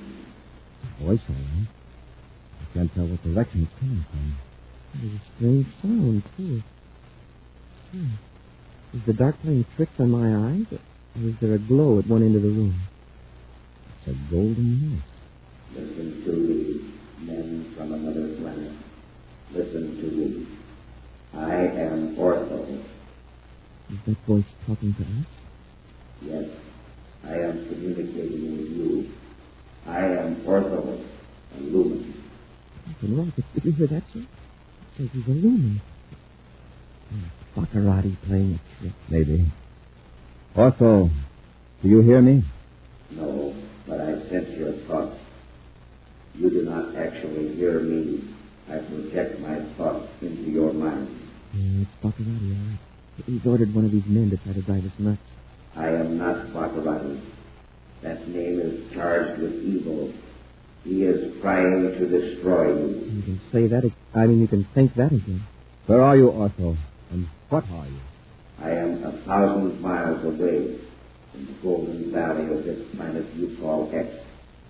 As I told you, I am a lumen, an ancient race that for hundreds of centuries has lived here in peace. Look at that misty light. It looks like a face. A human face. I am trying to make myself real to you. I am projecting by thought an image of my features. Either Baccarati's pulling something. This is like a brain again. Only long distance. Think of it like that if you like. But we lumens require no mechanical or electronic aid to project our thoughts to each other. In fact, we have few mechanical devices of any kind. No spaceship, no spaceophone. Why are you contacting us? For about 3 years, we lumens have been aware of the growing force of evil on this planet. It seems to center in the region where you are now. 3 years. That's about how long Baccarati's been building up this empire. Quiet, Happy. Go on, Ortho. We have tried to contact with our minds some individual mind in that area so we could learn the cause for this evil. Until now, we have met with failure. You see, evil minds cannot be attuned with ours. You, however, have a strong sense of justice and a dislike of cruelty, violence, and greed. Wait, Ortho. There have been scores of people here who feel the same way. They've all been prisoners of Baccarati the way we are now. Fear sometimes makes it hard to establish contact. Perhaps you are less afraid than the others. We came here to capture Baccarati and to liberate the people he's holding captive. He's a menace to our entire solar system, as well as to you lumens. I hope you have some means of defense. Not as yet. It may take generations to develop our minds in the direction necessary to combat spaceships and explosives. You won't have the time. If Baccarati ever finds you, he'll try to enslave you. If he can't do that, he'll destroy you. I have sensed this dreadful thing. I hope you can help us. Great. We were hoping you could help us. Maybe we can help each other. Ortho, could you project the thought image so anybody can see it? If I can picture the surroundings. Does the image always glow like a bright mist? Only in the dark. If your prison were lighted, you would see me as I am, a solid flesh and blood being. Would you project an image of me so that someone else could see it? If you concentrate on how you look, how you are dressed, and on the exact place you want your image to appear. Suppose somebody touches the image. It would be like touching empty air. Ortho, let's try it. I'm going to concentrate on a certain corridor in this town. Right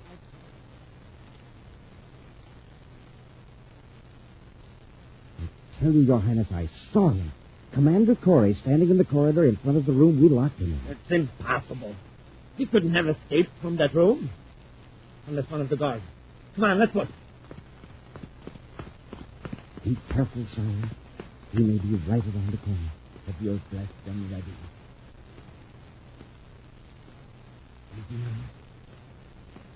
There he is. I told you.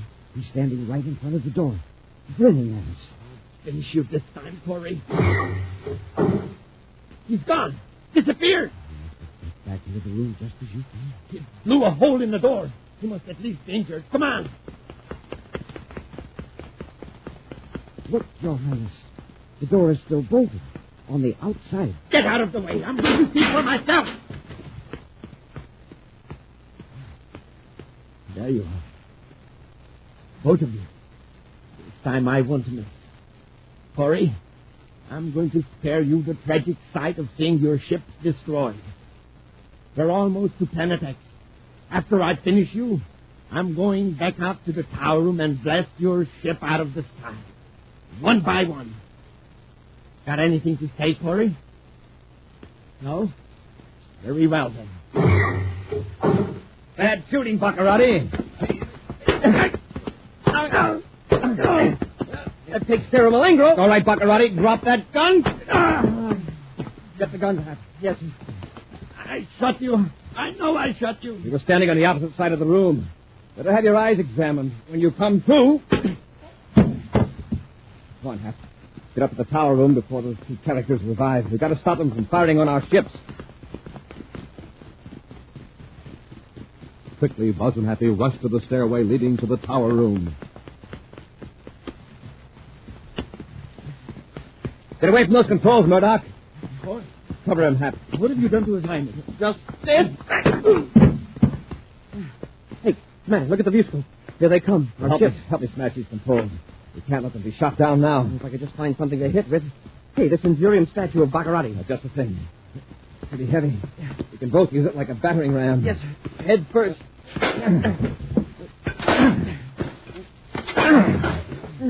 That does it. I'm glad Baccarati's image was more solid than ours.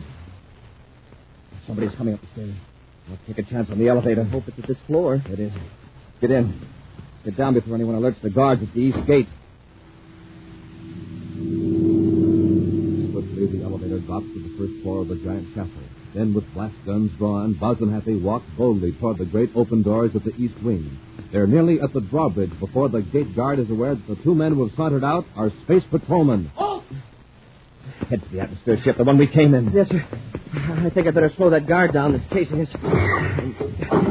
Did you stop him? I blasted a hole in front of him. He fell in. We can only make the ship before he alerts the whole field.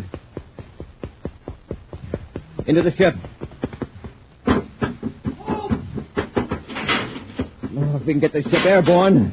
The hatch is secured, sir. That guard out there has a blast gun. We may be in for a rough time. Stand by to blast off. Standing by, sir.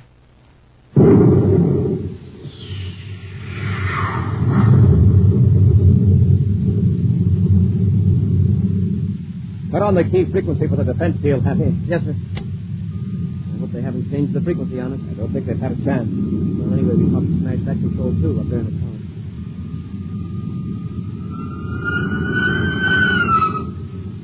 Looks like we missed that one. Sure glad we had the field penetrative frequency on. Keep on the viewscope, Hap. We'll locate our squadron and guide them in with the men of the forest. Yes, sir. Flying low over the vast terrain of Planet X, Buzz glides the rescue squadron to the realm of the friendly forest natives, where 200 engineers and technicians await the ships that will take them home. 2 hours later, Buzz and Happy look down on a heartwarming sight. There they are, Happy. All lined up, ready to blast off. Yes, sir. It looks like every native in the forest is here to wave goodbye. Quite a sight, isn't it? Sure is. What's that? The same sound we heard back in the castle. Man, look in the viewscope. Look what's in it. It's Ortho's face. You have done nobly, my friends.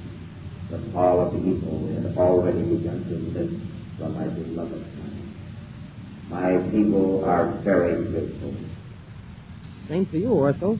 And don't worry. We'll be back. Yes, Ortho. As long as Baccarati is free on Planet X, we'll be back.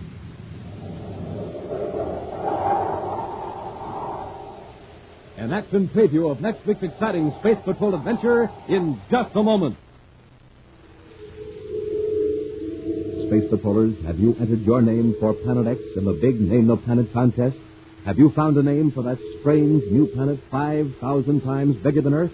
Are you on your way to winning the giant rocket clubhouse or one of the 1,750 other wonderful prizes?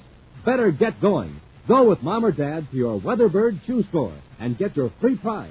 That's right. The Weatherbird Shoe Man will give you a free prize. It's a handsome interplanetary coin album with 3 real space coins inside. Terrific coins, big as a $50. And inside your free coin album, you'll find your Name the Planet contest entry blank with easy directions for submitting your name for Planet X. Now, if there's no Weatherbird shoe dealer in your neighborhood, you can find out where else to get your coin album and entry blank by looking on the back of a package of Good Hot Ralston, either instant or regular, the new package with a picture of Commander Corey or Cadet Happy on the front. But don't wait. See your Weatherbird shoe dealer or check the back of a Hot Ralston package and enter the Name the Planet contest today. And now, a preview of next week's exciting Space Patrol adventure. Buzz and Happy have landed their spaceship in a desolate region of Planet X, as directed by the mysterious native Ortho, who is guiding them from a distance by thought waves. Commander, there's Baccarati's ship. I can see it above us through the Astrodome. Yes, he's coming in to attack. Sure hope Ortho knows what he's doing, telling us to land here. Hey, what happened to Ortho? His face is gone from the viewscope. Ortho, can you hear us? It's up close now. Fire Space Torpedo 1. It's jammed, sir. Fire 2. They're both jammed, and Baccarati's coming in. He's firing at us. And here we are like a sitting duck. Ortho double-crossed us.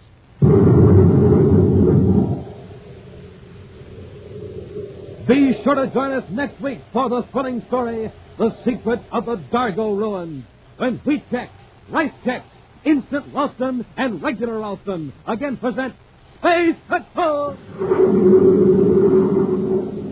Space Patrol, created by Mike Moser, starring Ed Kemmer as Commander Corey and Len Osborne as Cadet Happy, was written by Lou Houston, produced and directed by Larry Robertson, executive producer Mike Devery. Other players were Bela Kovach, Ken Mayer, and Norman Jolly. Dick Tufeld speaking. Now, don't forget to tune in next Saturday and every Saturday when Instant Ralston and Regular Ralston again present the new exciting Space Patrol!